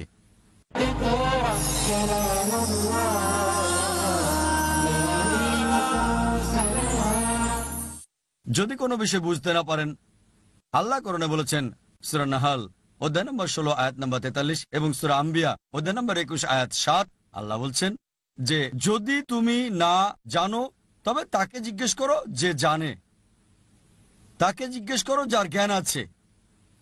যদি কোনো কিছু না বোঝো, যদি জ্ঞান না থাকে, তাহলে যার কাছে জ্ঞান আছে তাকে জিজ্ঞেস করো। যেমন ধরেন কোরআনের বিজ্ঞান সংক্রান্ত বিষয় কার কাছে জিজ্ঞেস করবেন? কোনো মুচিকে জিজ্ঞেস করবেন? নাপিতকে জিজ্ঞেস করবেন? একজন বিজ্ঞানীকে জিজ্ঞেস করবেন, কারণ একজন বিজ্ঞানী বিজ্ঞানের ক্ষেত্রে অভিজ্ঞ, একজন বিজ্ঞানী বিজ্ঞানের ক্ষেত্রে বিশেষজ্ঞ। একইভাবে কোরআনের মেডিসিন সংক্রান্ত বিষয় কাকে জিজ্ঞেস করবেন? স্বাভাবিকভাবে ডাক্তারকে জিজ্ঞেস করবেন, কারণ ডাক্তার এই বিষয়ে জ্ঞানী, মেডিসিনের ক্ষেত্রে সে একজন বিশেষজ্ঞ। একইভাবে যদি নুজুলে কোরআন সম্পর্কে কিছু জানতে চান, কাকে জিজ্ঞেস করবেন? আলেমকে জিজ্ঞেস করবেন যে দারুল উলুমে পড়েছে হয়তো 7 বছর বা 10 বছর, যে নুজুলে কোরআন সম্পর্কে একজন বিশেষজ্ঞ। তাই এটা নির্ভর করে যে বিষয় সম্পর্কে জানতে চান সেই বিষয়ের অভিজ্ঞ ব্যক্তিকে জিজ্ঞেস করতে হবে।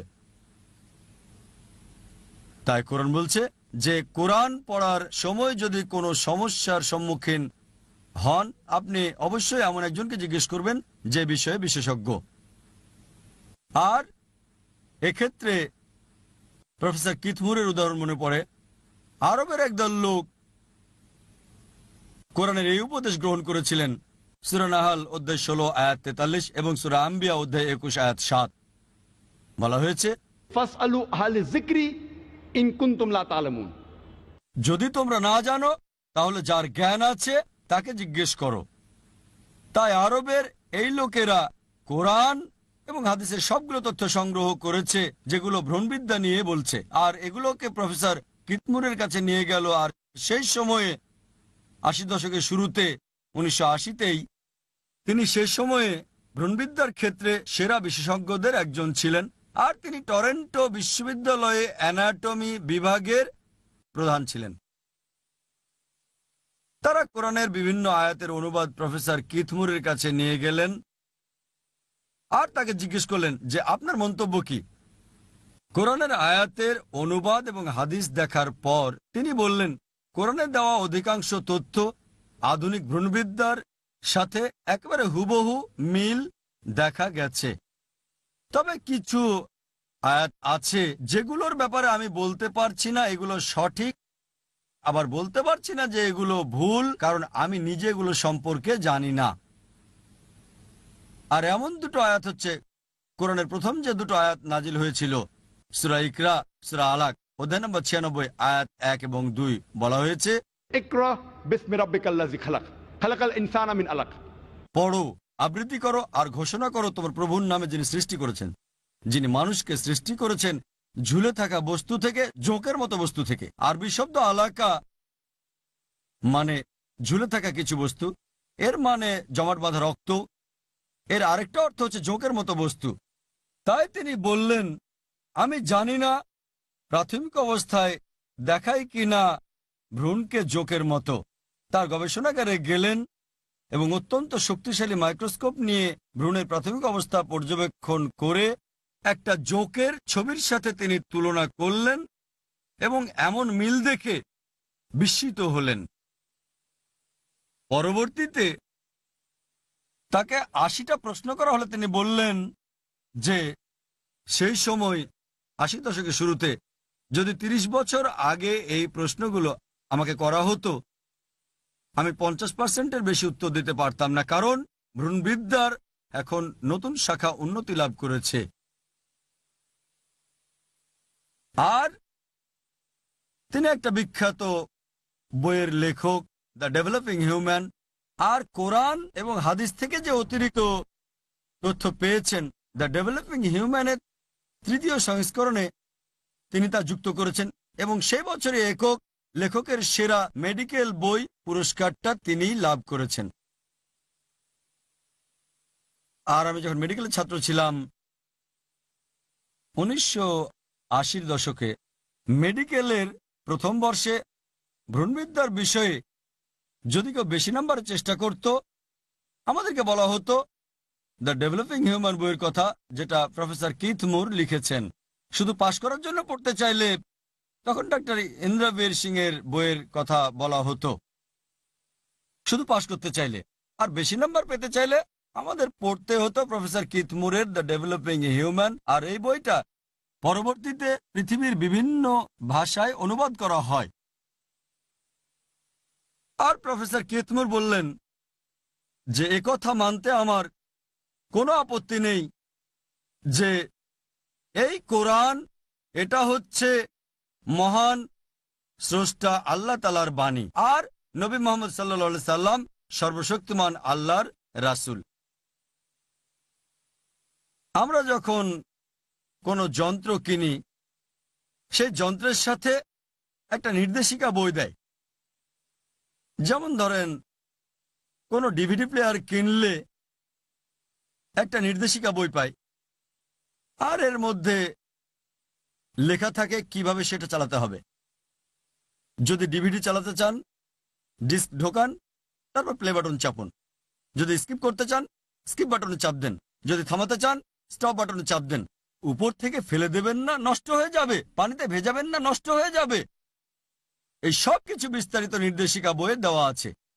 তাই কোনো যন্ত্র কিনলে এর সাথে নির্দেশিকা বই দেওয়া হয়। আর যন্ত্রটা যত বেশি জটিল হয়, নির্দেশিকার গুরুত্ব তত বেশি থাকে। তাই মানব জাতিকে যদি যন্ত্র বিবেচনা করেন, আমার মতে পৃথিবীর বুকে এটা সবচেয়ে জটিল মেশিন। আপনার কি মনে হয় না এর জন্য নির্দেশিকা দরকার? আর মানবজাতির জন্য নির্দেশিকা বই হচ্ছে এই পবিত্র কোরআন। পবিত্র কোরআন সর্বশেষ ও চূড়ান্ত নির্দেশিকা বই মানব জাতির জন্য। মানুষ কিভাবে জীবনযাপন করবে তা এই কোরআনে বলা হয়েছে। চিন্তা করেন, যদি যন্ত্র কিনেন আর নির্দেশিকার ভাষা আপনি বুঝেন না, আর আমরা এখন জানি জাপান খুবই উন্নত, অধিকাংশ ইলেকট্রনিক্স যন্ত্রপাতি জাপান উৎপাদন করে, কিন্তু নির্দেশিকা বইয়ে দেখবেন আমরা যে ভাষা বুঝি সে ভাষাটা দেওয়া আছে। হতে পারে জাপানি ভাষার নির্দেশিকা, তবে পাশাপাশি এটার ইংরেজি অনুবাদও সেখানে আছে। যদি ইন্ডিয়াতে কেনেন, দেখবেন হিন্দি অনুবাদও সেখানে আছে। তাই যখনই এই যন্ত্রটাকে বুঝতে চাইবেন, হোক ডিভিডি প্লেয়ার, হোক ওয়াশিং মেশিন, যেটা বোঝেন সে ভাষাতে নির্দেশিকা পড়বেন আপনি। মানব জাতির নির্দেশিকা বইটা কি পড়তে চাইবেন না? আমাদের স্রষ্টা আল্লাহ সুবহানাহু ওয়া তাআলা কি বলেছেন মানব জাতির জন্য সর্বশেষ ও চূড়ান্ত নির্দেশিকা বই পবিত্র কোরআনে? আমাদের এটা অনুবাদ করতে হবে না, ইতিমধ্যে অনুবাদ করা হয়েছে। আগে প্রথম যখন ইন্ডিয়াতে গাড়ি আসলো তখন লোকজন জানতো না যে কিভাবে সেটা চালাতে হবে। তাই যখন কেউ গাড়ি কিনতো সেই কোম্পানি গাড়ির সাথে একজন ড্রাইভারও দিত।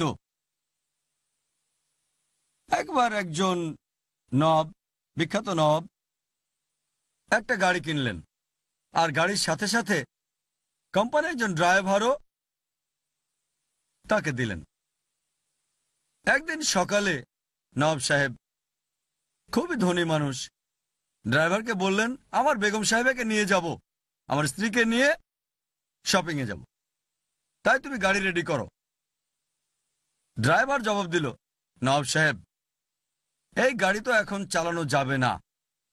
নবাব তো খুবই রেগে গেলেন, বললেন, তাড়াতাড়ি গাড়ি চালানোর ব্যবস্থা করো, যা লাগে যেমন ভাবে হোক। আর ড্রাইভার বলল, এখন এই গাড়িটা যে অবস্থা, তাকে চালাতে হলে 10 লিটার দুধ লাগবে, 20 লিটার খাঁটি মধু, 30 কেজি খাঁটি ঘি আর 40 কেজি চাউল, বাসমতি চাউল লাগবে। যেহেতু নবাব সাহেব অনেক ধনী মানুষ, ড্রাইভারকে 10 লিটার দুধ দিলেন, 20 লিটার খাঁটি মধু দিলেন, 30 কেজি খাঁটি ঘি এবং 40 কেজি চাউল, সবচেয়ে ভালোটা বাসমতি চাউল দিলেন, টপ কোয়ালিটি। ড্রাইভার নিজের স্ত্রীকে এগুলো দিয়ে তারপর গাড়ি নিয়ে বের হয়ে গেল। আমি আপনাদের বলি, এখন যদি আপনার ড্রাইভার বলে যে এই গাড়িটাকে চালু করতে হলে 10 লিটার দুধ লাগবে, 20 লিটার খাঁটি মধু লাগবে, 30 কেজি খাঁটি ঘি আর 40 কেজি বাসমতি চাল লাগবে, আপনি তখন কি করবেন? কি করবেন তখন? আপনি তাকে কি দেবেন? কি করবেন? তাকে চাকরি থেকে বাদ দিয়ে দেবেন। আপনি যদিও মেকানিক না, তারপরও বোঝেন কিভাবে চালাতে হয়, ভালোভাবে জানেন যে গাড়ি গ্যাস বা পেট্রোল দিয়ে চলে, এটাতে দুধ, ঘি, চাউল এইসব লাগবে না, ভালোভাবে জানেন। যদিও আপনি মেকানিক নন, মূল বিষয়টা কিন্তু জানেন কিভাবে গাড়ি কাজ করে। একইভাবে এখন যদি আপনি আমাদের স্রষ্টা আল্লাহ সুবহানাহু ওয়া তাআলার মূল বার্তা জানেন, যদি জানেন আমাদের স্রষ্টা সর্বশক্তিমান আল্লাহ সর্বশেষ এবং চূড়ান্ত বার্তা কোরআনে যা বলেছেন, আর কারো দরকার হবে না। আপনি তখন নিজেই দিন সহজে বুঝতে পারবেন। আপনার কেউ আপনাকে বোকা বানাতে পারবে না। কিছু লোক আমাকে বলে, ভাই জাকির, ধরুন আপনি একটা গাড়ি চালাচ্ছেন আর আপনার একটা সাময়িক লাইসেন্স আছে। ইন্ডিয়াতে সাময়িক লাইসেন্সকে বলি কাঁচা লাইসেন্স। আর যদি অ্যাক্সিডেন্ট করেন, পুলিশ আপনাকে সামান্য জরিমানা করবে। কিন্তু যদি স্থায়ী লাইসেন্স থাকে আর অ্যাক্সিডেন্ট করেন, পুলিশ আপনাকে বড় জরিমানা করবে। সুতরাং যদি কোরআন না পড়ি এবং কোরআন না বুঝি আর কোনো পাপ করে থাকি, আল্লাহ আমাদের কম শাস্তি দেবেন। যদি কোরআন বোঝেন তারপর পাপ করেন, তাহলে আল্লাহ দ্বিগুণ শাস্তি দেবেন। আপাত দৃষ্টিতে মনে হবে খুবই ভালো যুক্তি দেখাচ্ছে, কেননা কোরআন বুঝবে না, যার সাময়িক লাইসেন্স আছে তার মতো ব্যবহার করবেন আর জীবন উপভোগ করবেন, কম শাস্তি হবে। আমি তাকে বলি, তর্কের খাতিরে মেনে নিলাম, যার সাময়িক লাইসেন্স আছে, যার কাঁচা লাইসেন্স আছে, সে যদি অ্যাক্সিডেন্ট করে, হয়তো পুলিশ তাকে জরিমানা করবে 1000 টাকা বা $1000। আর যার স্থায়ী লাইসেন্স আছে, সে অ্যাক্সিডেন্ট করলে হয়তো পুলিশ তাকে দ্বিগুণ জরিমানা করবে, হয় $2000 বা 2000 টাকা। ঠিক আছে, আপনার কথা মানলাম। তবে উল্লেখ্য বিষয় হচ্ছে যে যার স্থায়ী লাইসেন্স আছে, 1 বছরে তার অ্যাক্সিডেন্টের সম্ভাবনা হয়তো একটা, কিন্তু যার সাময়িক লাইসেন্স আছে, যে ভালোভাবে ড্রাইভিংও শেখেনি, 1 বছরে হয়তো 50টা অ্যাক্সিডেন্ট করার সম্ভাবনা আছে তার। তাই বছর শেষে যার স্থায়ী লাইসেন্স আছে সে জরিমানা দেয় 1000 টাকা বা $1000, আর যার সাময়িক লাইসেন্স আছে সে জরিমানা দেয় $50,000। যার সাময়িক লাইসেন্স আছে সে $1000 জরিমানা দেয়, আর যার স্থায়ী লাইসেন্স আছে সে $2000 দেয়। তাই সে যদি বছরে একটা অ্যাক্সিডেন্ট করে, তাহলে বছর শেষে জরিমানা দিচ্ছে মাত্র $2000। আর যার সাময়িক লাইসেন্স আছে, সে হয়তো বছরে 50টা অ্যাক্সিডেন্ট করবে, আর বছর শেষে জরিমানা দেবে $50,000 বা $50,000। কিছু মুসলিম আছে যারা আরেকটু চরম পর্যায়ে যায়, বাড়াবাড়ি করে বলে যে আরে আরবিতে কোরআন পড়ে কোনো লাভ নেই। আল্লাহ কোরআনে বলেন সূরা নিসা অধ্যায় নম্বর 4 আয়াত 171, লা তাগলু ফি দীনিকুম। ধর্মের ব্যাপারে বাড়াবাড়ি করো না। শুধু আরবিতে কোরআন পড়ে কোনো লাভ নেই এই কথা বলাটা ভুল। কোরআনের অনেক আয়াত আছে, অনেক হাদিস আছে যেগুলোতে ফজিলতের উল্লেখ আছে, শুধু আরবিতে পড়লেও সব পাওয়া যাবে। আল্লাহ কোরআনে বলেন সূরা আনকাবুত অধ্যায় নম্বর 29 আয়াত নম্বর 45 যে আমি কোরআনের আয়াত নাজিল করেছি আর আবৃত্তি করো তোমার উপর যা নাজিল করেছি। উতলু মা উয়া ইলাইকা মিনাল কিতাব। আর আবৃত্তি করো কোরআনের যা তোমার উপর নাজিল করেছি। আমাদের নবীজি মুহাম্মদ সাল্লাল্লাহু আলাইহি সাল্লাম বলেছেন, এটা তিরমিজির হাদিস, হাদিস নাম্বার 2910। আমাদের নবীজি বলেছেন যে আল্লাহর বাণী থেকে কেউ যদি একটা বর্ণ পড়ে আল্লাহর কিতাব থেকে, সে একটা সওয়াব পাবে, একটা নেকি, আর এটাকে 10 গুণ করে দেওয়া হবে। এবং আল্লাহ একটা বর্ণ না, আলিফ একটা বর্ণ, লাম একটা বর্ণ, হা একটা বর্ণ, এভাবে পাবেন 10 10 10 30টা সওয়াব। যেমন ধরেন আবৃত্তি করলেন আলিফ লাম মিম, আপনি পেলেন 10 10 10 30টা সওয়াব, এবং অবশ্যই পাবেন, এতে কোনো সন্দেহ নেই। কিন্তু যে পরিমাণ ভুল আমরা সারাদিন করে থাকি, সারা জীবনে করে থাকি, যে পরিমাণ পাপ করে থাকি, এই সব 10 10 10 কি আপনাকে জান্নাতে নেওয়ার জন্য যথেষ্ট হবে? যদি আরবি পড়ার পাশাপাশি যে ভাষাটা জানি সে ভাষায় আল্লাহর নির্দেশ বোঝার চেষ্টা করি এবং আল্লাহ সুবহানাহু ওয়া তাআলার আদেশ বাস্তবায়ন করে থাকি, ইনশাআল্লাহ অনেক বেশি সওয়াব পাওয়া যাবে। আর আল্লাহ কোরআনে বলেন সূরা জুমা অধ্যায় নম্বর 62 আয়াত নম্বর 5, তাদের দৃষ্টান্ত যাদের উপর তাওরাতের দায়িত্ব দেওয়া হয়েছিল, ইহুদিদের ব্যাপারে বলছে, কিন্তু তারা তা বহন করেনি, তারা গাধার মতো কাজ করেছে। যারা বহু কিতাবের বোঝা বহন করে কিন্তু বোঝে না। আল্লাহ সুবহানাহু ওয়া তাআলা ইহুদিদের বাছাই করেছিলেন এবং তাদের বার্তা দিয়েছিলেন, কিন্তু তারা তা পালন করেনি, তারা আল্লাহ সুবহানাহু ওয়া তাআলার নির্দেশ অনুসরণ করেনি। তাই আল্লাহ সুবহানাহু ওয়া তাআলা বলছেন তারা গাধার মতো, যারা বহু কিতাব বহন করে কিন্তু তা বোঝে না। আর আল্লাহ বলছেন যদি তোমরা তোমাদের কাজ না করো, যদি আল্লাহ সুবহানাহু ওয়া তাআলার নির্দেশ অনুসরণ না করো, আল্লাহ বলছেন সূরা মুহাম্মদ অধ্যায় নম্বর 47 আয়াত 38, আল্লাহ বলছেন ইয়াস্তাবদিল কওমান গায়রাকুম সুম্মা লা ইয়াকুনু আমসালুকুম।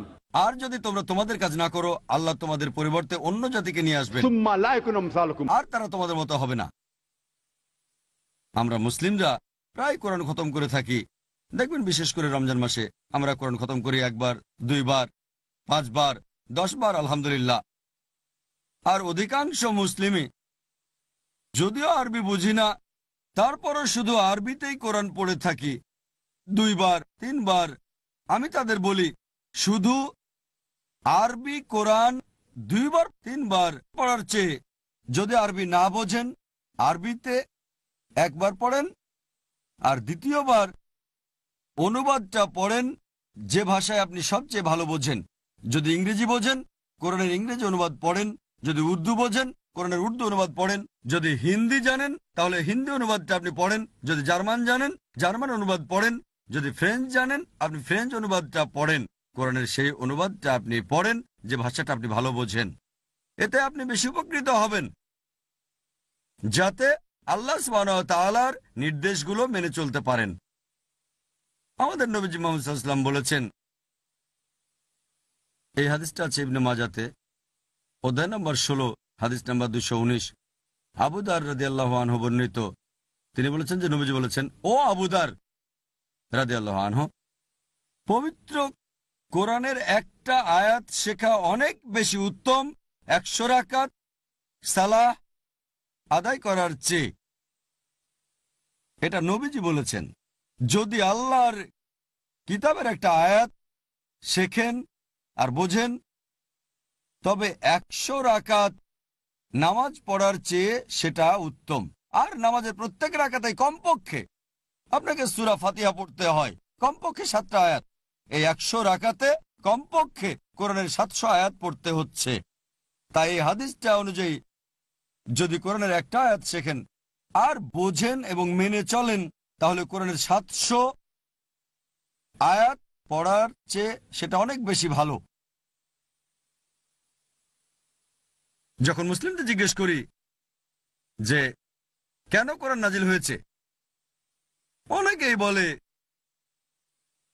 এটা কোরআন খানির জন্য নাজিল হয়েছে। দেখবেন কোনো দোকান বা অফিস উদ্বোধনের সময় কোরআন পাঠ করা হয়।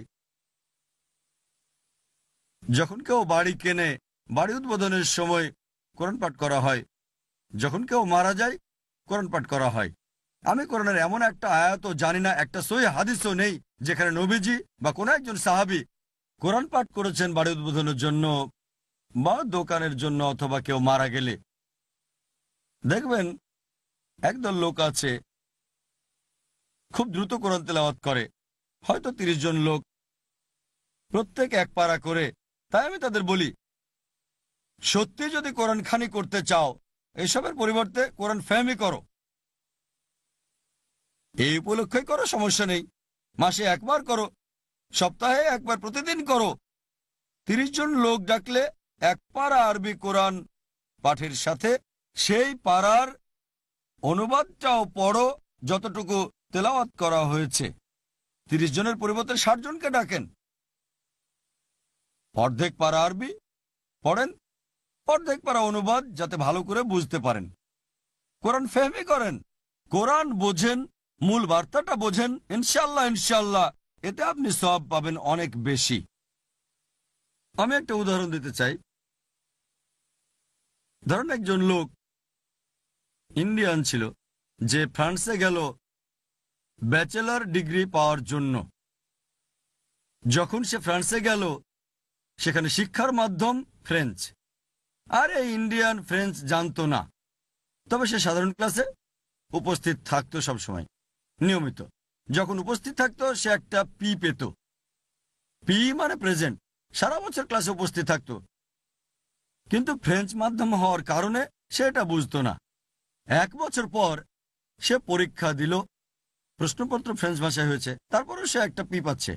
পি মানে পাস না, পি মানে প্রেজেন্ট। কিন্তু শুধু প্রেজেন্ট থেকে কি পরীক্ষা পাস করবে মনে করেন আপনি? সে একটা শব্দ বোঝে না। হতে পারে হয়তো সে ইংরেজি জানে, যেমন আমাদের কতজন উর্দু স্ক্রিপ্ট পড়তে পারি, আমরা কোরআন পড়তে পারি। একইভাবে সে কিন্তু ফ্রেঞ্চ পড়তে পারে না বুঝে, কারণ ইংলিশ এবং ফ্রেঞ্চ স্ক্রিপ্ট একই রকম। আপনার কি মনে হয় সে পরীক্ষায় পাস করবে? সে একটা পি পাচ্ছে। পি মানে প্রেজেন্ট, এই পি মানে পাস না। এই কারণে এটা খুবই গুরুত্বপূর্ণ যে আমাদেরকে বুঝে কোরআন পড়তে হবে।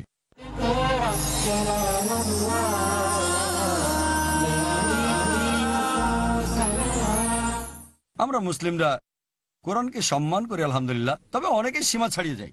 এতই সম্মান করে যে কোরআন নাজিলের উদ্দেশ্যটা কি সেটাও তারা একেবারে ভুলে যায়।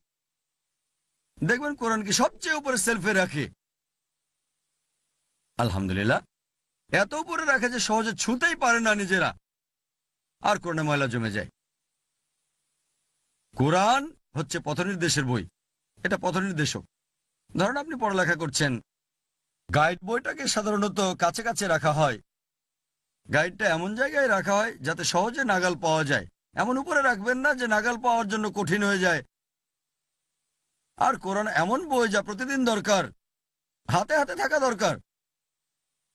অনেক মুসলিমই কোরআনকে খাঁটি সিল্ক কাপড় দিয়ে মুড়িয়ে তারপর ফিতা দিয়ে বেঁধে রাখে। ধরুন আপনি কোরআন পড়তে চাচ্ছেন, চিন্তা করবেন ঠিক আছে খুলতে লাগবে 5 মিনিট সময়, আবার বাঁধতে যাবে 5 মিনিট, তাহলে 10 মিনিট। আবার চিন্তা করছেন খুলতে আর বাঁধতে এটা বাধা হয়ে দাঁড়াবে। যদি আপনার 10 মিনিট সময় থাকে তাহলে তো এই 10 মিনিট খুলতে আর বাঁধতে হাত থেকে চলে গেল আপনার। যদি হাতে 10 মিনিট সময় থাকে, খুলতে আর বাঁধতে তো 10 মিনিট চলে যাবে, তাহলে পড়ারই দরকার নেই। কোরআনকে সম্মান করতে হবে, তবে আসল সম্মানটা অন্তরে। আমি বলছি না কোরআন উপরে রাখবেন না, ভুল বুঝবেন না, তবে খেয়াল রাখতে হবে সেটা পড়ছেন কিনা, সব সময় কাছে পাচ্ছেন কিনা। আর দেখবেন অনেক মুসলিমই কোরআন স্পর্শ করার আগে হাজারটা বিষয় নিয়ে ভাবতে থাকে, যেন এটা একটা আরডিএক্স বোম। কোরআন জুতো পরে স্পর্শ করতে পারি? দাঁড়িয়ে থেকে কি পড়তে পারবো? অফিসে কি কোরআন পড়া যাবে? এই সব কিছুই কোরআন পড়া থেকে আপনাকে বিরত রাখছে।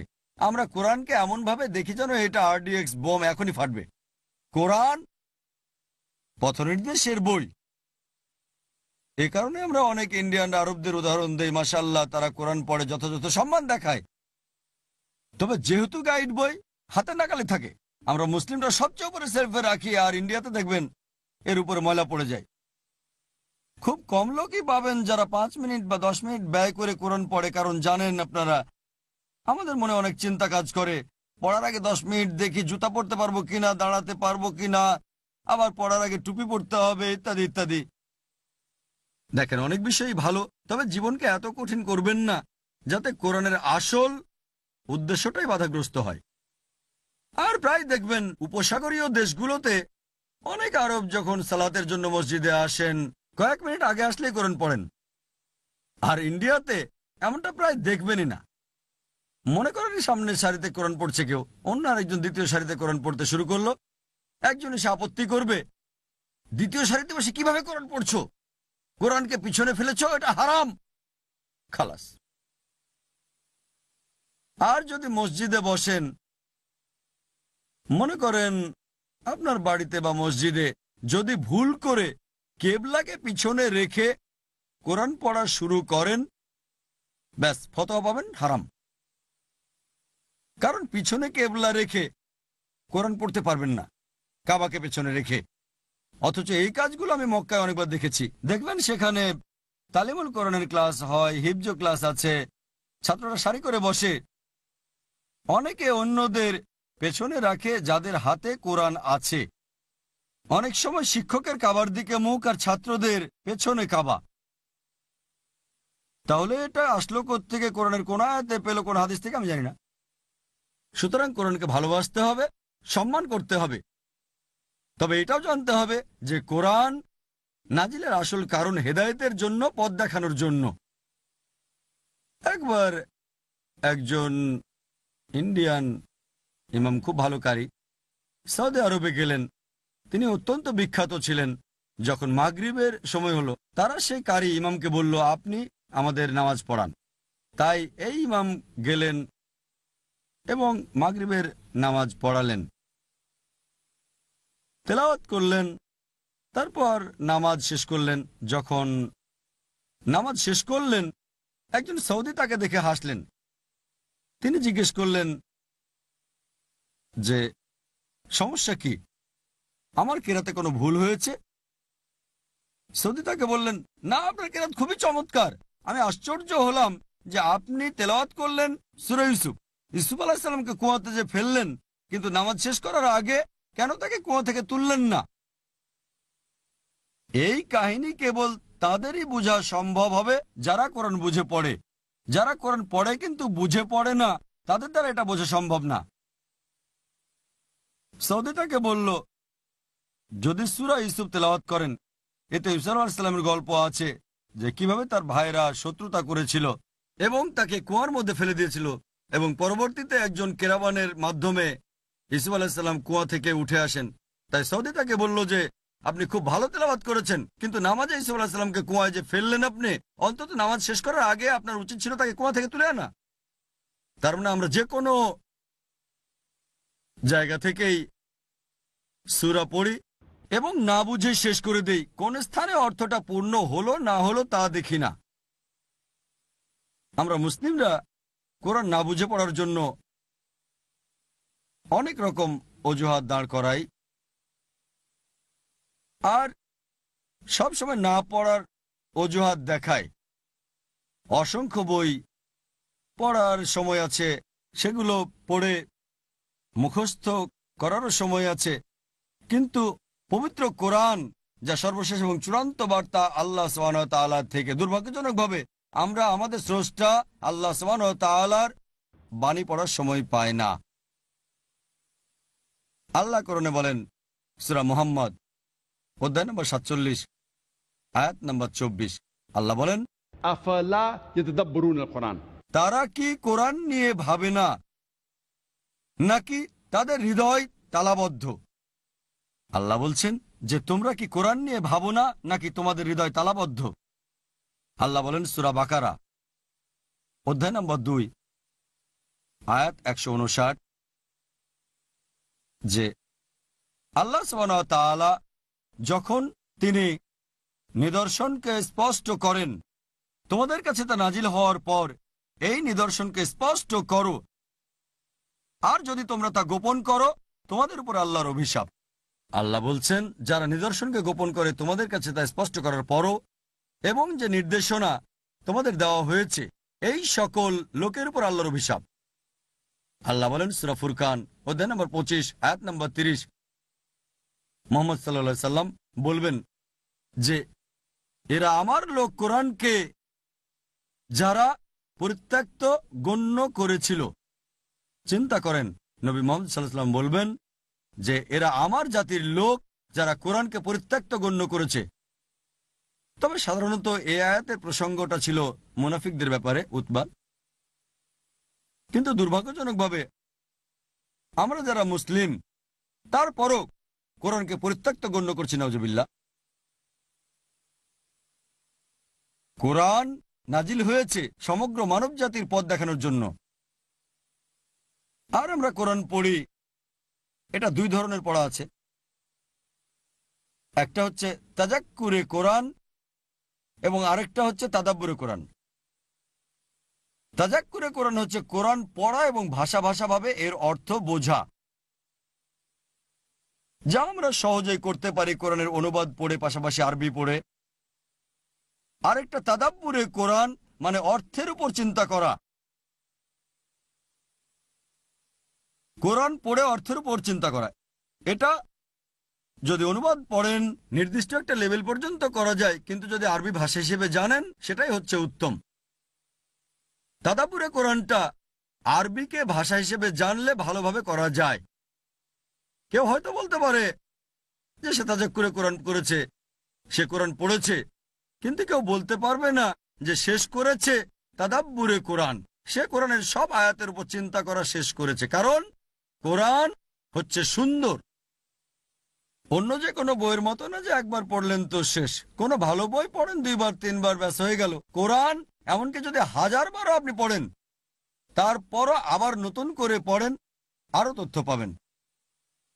কোরআনের প্রত্যেকটা আয়াতের ভিন্ন ভিন্ন অর্থ আছে।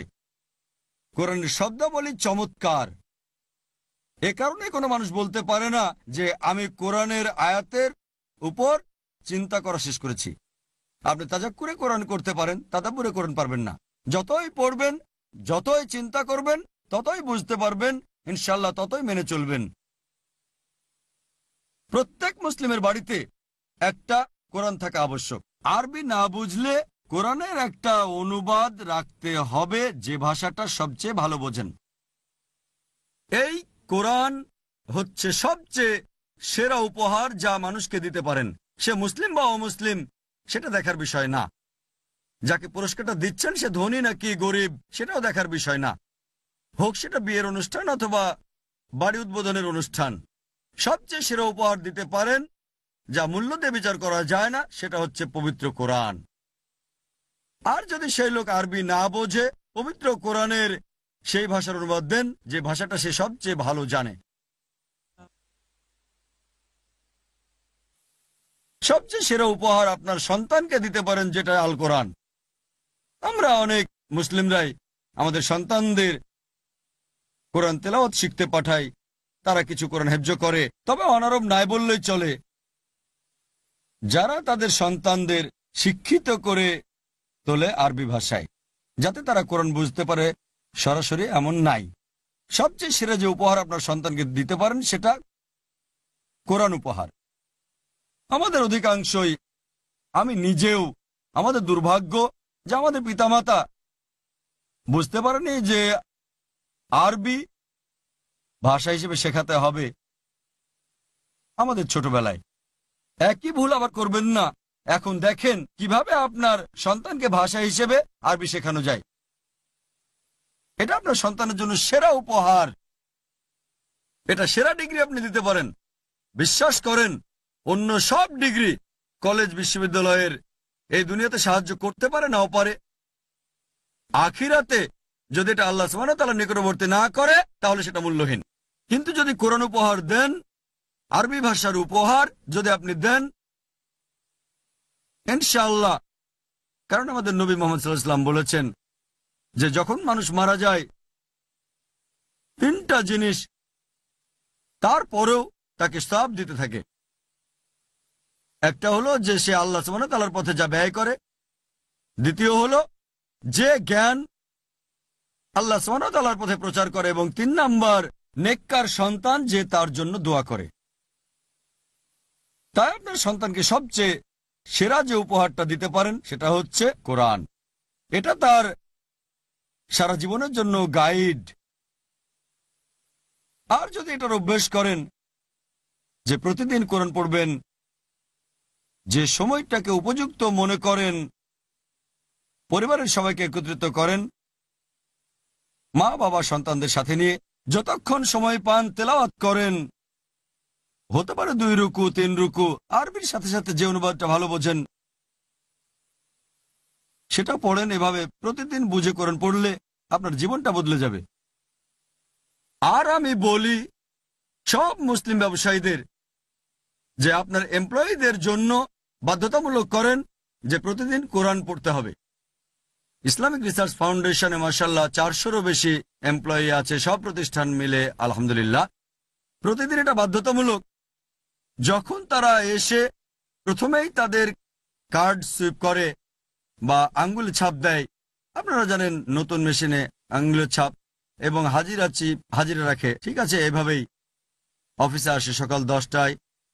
প্রথমে তাকে যা করতে হয়, কমপক্ষে 15 মিনিট পড়তে হয় কোরআনের 1 রুকু 2 রুকু। পাশাপাশি যে ভাষা ভালো জানে সে ভাষার অনুবাদও তাকে পড়তে হয়। কিছু লোক হয়তো চিন্তা করবে প্রতিদিন 15 মিনিট, সপ্তাহে 6 দিন, 1 বছরে 12 মাস, 400 এমপ্লয়ি। হিসেব করে প্রতি মাসে লাখ লাখ টাকা জলে যাচ্ছে তাদের। বিশ্বাস করেন এটা আপনার উপকার করবে। যখন আপনার এমপ্লয়িরা এমনভাবে কোরআন পড়বে, পাশাপাশি অনুবাদ পড়বে, তারা তখন আরো ভালো কাজ করবে, তারা সততা শিখবে, তারা সরল পথে থাকবে। এমপ্লয়ি মুসলিম বা অমুসলিম সেটা দেখার বিষয় না, সে হেদায়েত পাবে। আমাদের এখানে এটা বাধ্যতামূলক যে প্রতিদিন অনুবাদ সহ কোরআন পড়তেই হবে, বাধ্যতামূলক।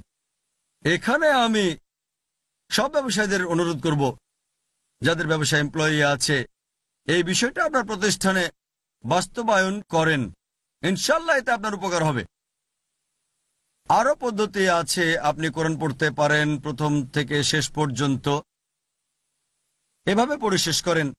যদি সূচিপত্র দেখে পড়তে চান, জানতে চান কোরআনে নারীদের সম্পর্কে কি বলা হয়েছে, জান্নাতের ব্যাপারে কোরআন কি বলছে, ফেরেশতা সম্পর্কে কোরআন কি বলছে, টপিক অনুযায়ী অথবা কোরআন খুলে যা পান তাই পড়েন বিভিন্নভাবে। তবে দেখতে হবে প্রতিদিন পড়ছেন কিনা। নিয়মিত কোরআন পড়াটা হচ্ছে খুবই গুরুত্বপূর্ণ। আর যেহেতু লেকচারটা ইংরেজিতে, মাশাআল্লাহ 50টিরও বেশি ভিন্ন ভিন্ন ইংরেজি অনুবাদ আছে কোরআনের, 50টিরও বেশি। আর আমাদের প্রতিষ্ঠানে 50টিরও বেশি বিভিন্ন ভাষায় কোরআনের অনুবাদ আছে। অনেক অনুবাদ আছে আমাদের প্রতিষ্ঠানে, 50টিরও বেশি বিভিন্ন ভাষা। ইংরেজি অনুবাদে যেটাকে আমি সবচেয়ে সেরা বলবো সেটা আব্দুল্লাহ ইউসুফ আলীর। আমি যে অনুবাদগুলো পড়েছি আমার মনে হয় এটা সবচেয়ে বোধগম্য। আর এটা করতে তার সময় লেগেছিল 40 বছর। আর যদিও তার ইংরেজি কিছুটা প্রাচীন, মানে বিবলিক্যাল, তবে অনেকটা আরবির কাছাকাছি। নর্মাল ইংরেজিতে যখন ইউ বলেন এটা একই রকম, আরবিতে দেখবেন তুমি বলতে মহিলাদের জন্য একরকম, পুরুষদের জন্য অন্যরকম, এক বচন আলাদা, দ্বিবচন আলাদা, বহু বচন আলাদা, 6 ধরনের, আন্তা আন্তি সবগুলো। ইংরেজি একটা ইউ হোক সেটা পুরুষ এক বচন বা মহিলা এক বচন, পুরুষ দ্বিবচন বা মহিলা দ্বিবচন, পুরুষ বহুবচন বা মহিলা বহুবচন, 6টার সবগুলো একই রকম ইউ সংক্ষিপ্ত। তাই এই প্রাচীন ইংরেজি বেশি কাছাকাছি। আধুনিক লোকদের জন্য বুঝতে কঠিন হতে পারে, তবে অন্যরা এটাকে সহজ করে নিয়েছে। কিন্তু আব্দুল্লাহ ইউসুফ আলী সব মিলিয়ে আমি মনে করি যে ব্যাখ্যা দিয়েছে, যে ফুটনোট এবং টপিক ভিত্তিক সূচিপত্র, আমি রিকমেন্ড করব অমুসলিমদের জন্য, পাশাপাশি মুসলিমদের জন্য এটা অন্যতম সেরা ইংরেজি অনুবাদ। আরেকটা হচ্ছে সহিহ ইন্টারন্যাশনাল, যেটা কয়েক বছর আগে অনুবাদ করেছেন 3 জন আমেরিকান মুসলিম বোন। আর ইংলিশটা খুবই সাধারণ এবং অনেক আধুনিক। আরেকটা অনুবাদ হচ্ছে the Nobel Quran, Taqiuddin Helali এবং ডক্টর মহসিন খানের। তবে এটা অমুসলিমদের দিতে আমি ঠিক রিকমেন্ড করব না। মুসলিমদের জন্য ঠিক আছে, কারণ অনেক ব্র্যাকেট রয়েছে, ফুটনোটগুলোতে অনেক হাদিস রয়েছে, যেমন বুখারী, মুসলিম, যা মুসলিমদের জন্য ভালো, কিন্তু অনেক ব্র্যাকেট রয়েছে, বুঝতে সমস্যা হতে পারে। কে বলছে আল্লাহ নাকি যে অনুবাদ করেছে সেগুলো তার কথা, তাই যদি ফুটনোট দেন সমস্যা নেই, কিন্তু অসংখ্য ব্র্যাকেট দিলে বুঝতে সমস্যা হতে পারে এটা কার কথা, অনুবাদকের নাকি আল্লাহ সুবহানাহু ওয়া তাআলার। সুতরাং এই কারণেই ভালো বুখারী, মুসলিমের রেফারেন্স থাকা সহিহ হাদিস। তবে অমুসলিমদের ক্ষেত্রে আমি বলবো এটা দেওয়া উচিত না। আরেকটা অনুবাদ আছে, সেটাও ভালো, মাওলানা আব্দুল মজিদ দরিয়াবাদীর। এটা কম্পারেটিভ রিলিজিয়নের জন্য ভালো। তিনি রেফারেন্স দিয়েছেন বাইবেল থেকে, হিন্দু ধর্মগ্রন্থ রেফারেন্স দিয়েছেন, 4টা খণ্ডে পাওয়া যায়। আরেকটা হচ্ছে মারমাদুক পিকথল, মোহাম্মদ মারমাদুক পিকথল, তিনি একজন ব্রিটিশ। তার অনুবাদটাও ভালো, তবে কোনো ব্যাখ্যা দেওয়া হয় নাই। আরেকটা ভালো অনুবাদ মোহাম্মদ আসাদের অনুবাদটাও ভালো। তিনি প্রায় জামাকশের উদ্ধৃতি দিয়েছেন এবং আরবির মূল শব্দটাও দিয়েছেন। তবে সতর্ক থাকতে হবে, কারণ জামাকশেরের তাফসীর যুক্তি নির্ভর, অনেক সময় সহিহ হাদিস থেকে দূরেও সরে গেছে, সুতরাং সতর্ক থাকতে হবে। আমি সাধারণত অগ্রাধিকার দিচ্ছি যেটা সরাসরি আরবি থেকে সেই ভাষায় অনুবাদ করা হয়েছে। যেমন ইংরেজি অনুবাদ সরাসরি আরবি থেকে ইংরেজি অনুবাদ করা হয়েছে, সেগুলো ভালো। আরো কিছু অনুবাদ আছে যেগুলো আরবি থেকে উর্দু, তারপর আবার ইংলিশ, যেমন মাওলানা মওদুদীর, শামস পীরজাদার দাওয়াতুল কোরআন, সেগুলো ভালো, তবে ভুল থাকার সম্ভাবনা বেশি আছে, কারণ কেউ আরবি থেকে উর্দুতে অনুবাদ করেছে, তারপর উর্দু থেকে ইংরেজি করেছে, যেটা মাওলানা মওদুদীর অনুবাদের ক্ষেত্রে হয়েছে। আর দ্বিতীয় সংস্করণে দ্বিতীয় অনুবাদ জাফর ইসাক আনসারিটা অনেক ভালো। এই হলো কিছু অনুবাদ যেগুলোর নাম বললাম। আরো একটা আছে টিভি ইরভিং এর অনুবাদটা আমেরিকান ইংলিশ।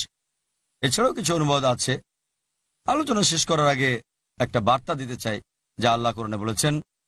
সূরা হাশর অধ্যায় নম্বর 59 আয়াত নম্বর 21, আল্লাহ বলেছেন যে যদি পাহাড়ের উপর এই কোরআন নাজিল করা হতো তাহলে অবশ্যই তা বিনীত ও বিদীর্ণ হয়ে যেত। তার মানে যদি কোরআন পাহাড়ের উপর নাজিল করা হতো আর পাহাড়ের যদি অনুভূতি থাকতো, পাহাড় তখন বিনীত হতো এবং তা বিদীর্ণ হয়ে যেত। কিন্তু আমাদের মুসলিমদের কোনো পরিবর্তন নেই। কেন? কারণ আমরা এটা বুঝি না। আল্লাহ বলছেন যদি পর্বত, আপনারা জানেন পাহাড় শক্তিশালী কোনো কিছুর নিদর্শন, শিলার মতো একটা জিনিস, যদি পাহাড়ের উপর কোরআন নাজিল করা হতো, পাহাড় বিনীত হতো এবং বিদীর্ণ হতো। কিন্তু মানুষের কিছুই হচ্ছে না। আমাদের মুসলিমদের কোরআন বুঝে পড়তে হবে। আমরা যদি পিছনের ইতিহাস দেখি, মুসলিমরা পৃথিবীতে শীর্ষে ছিল, এখন আমরা মুসলিমরা নিচে পড়ে যাচ্ছি। কেন? আগে আমরা মুসলিমরা পৃথিবীর শীর্ষে ছিলাম, কারণ আমরা কোরআন এবং সহিহ হাদিসের কাছে ছিলাম, আর এখন আমরা নিচে পড়ে যাচ্ছি কারণ আমরা আমাদের ধর্মীয় গ্রন্থ থেকে দূরে সরে গেছি, কোরআন এবং সুন্নাহ থেকে দূরে। যদি কোরআন এবং সুন্নাহর দিকে ফিরে আসি, ইনশাল্লাহ আমরা মুসলিমরা আবার পৃথিবীর আলো বহনকারী হতে পারবো। আমার আলোচনা আমি শেষ করতে চাই নবীজি মুহাম্মদ সাল্লাল্লাহু আলাইহি সাল্লামের একটা হাদিস দিয়ে, যেটা আছে সহিহ বুখারীতে, হাদিস নাম্বার 5027, বুখারীর পুরাতন সংস্করণ, ভলিউম নম্বর 6, হাদিস নাম্বার 545।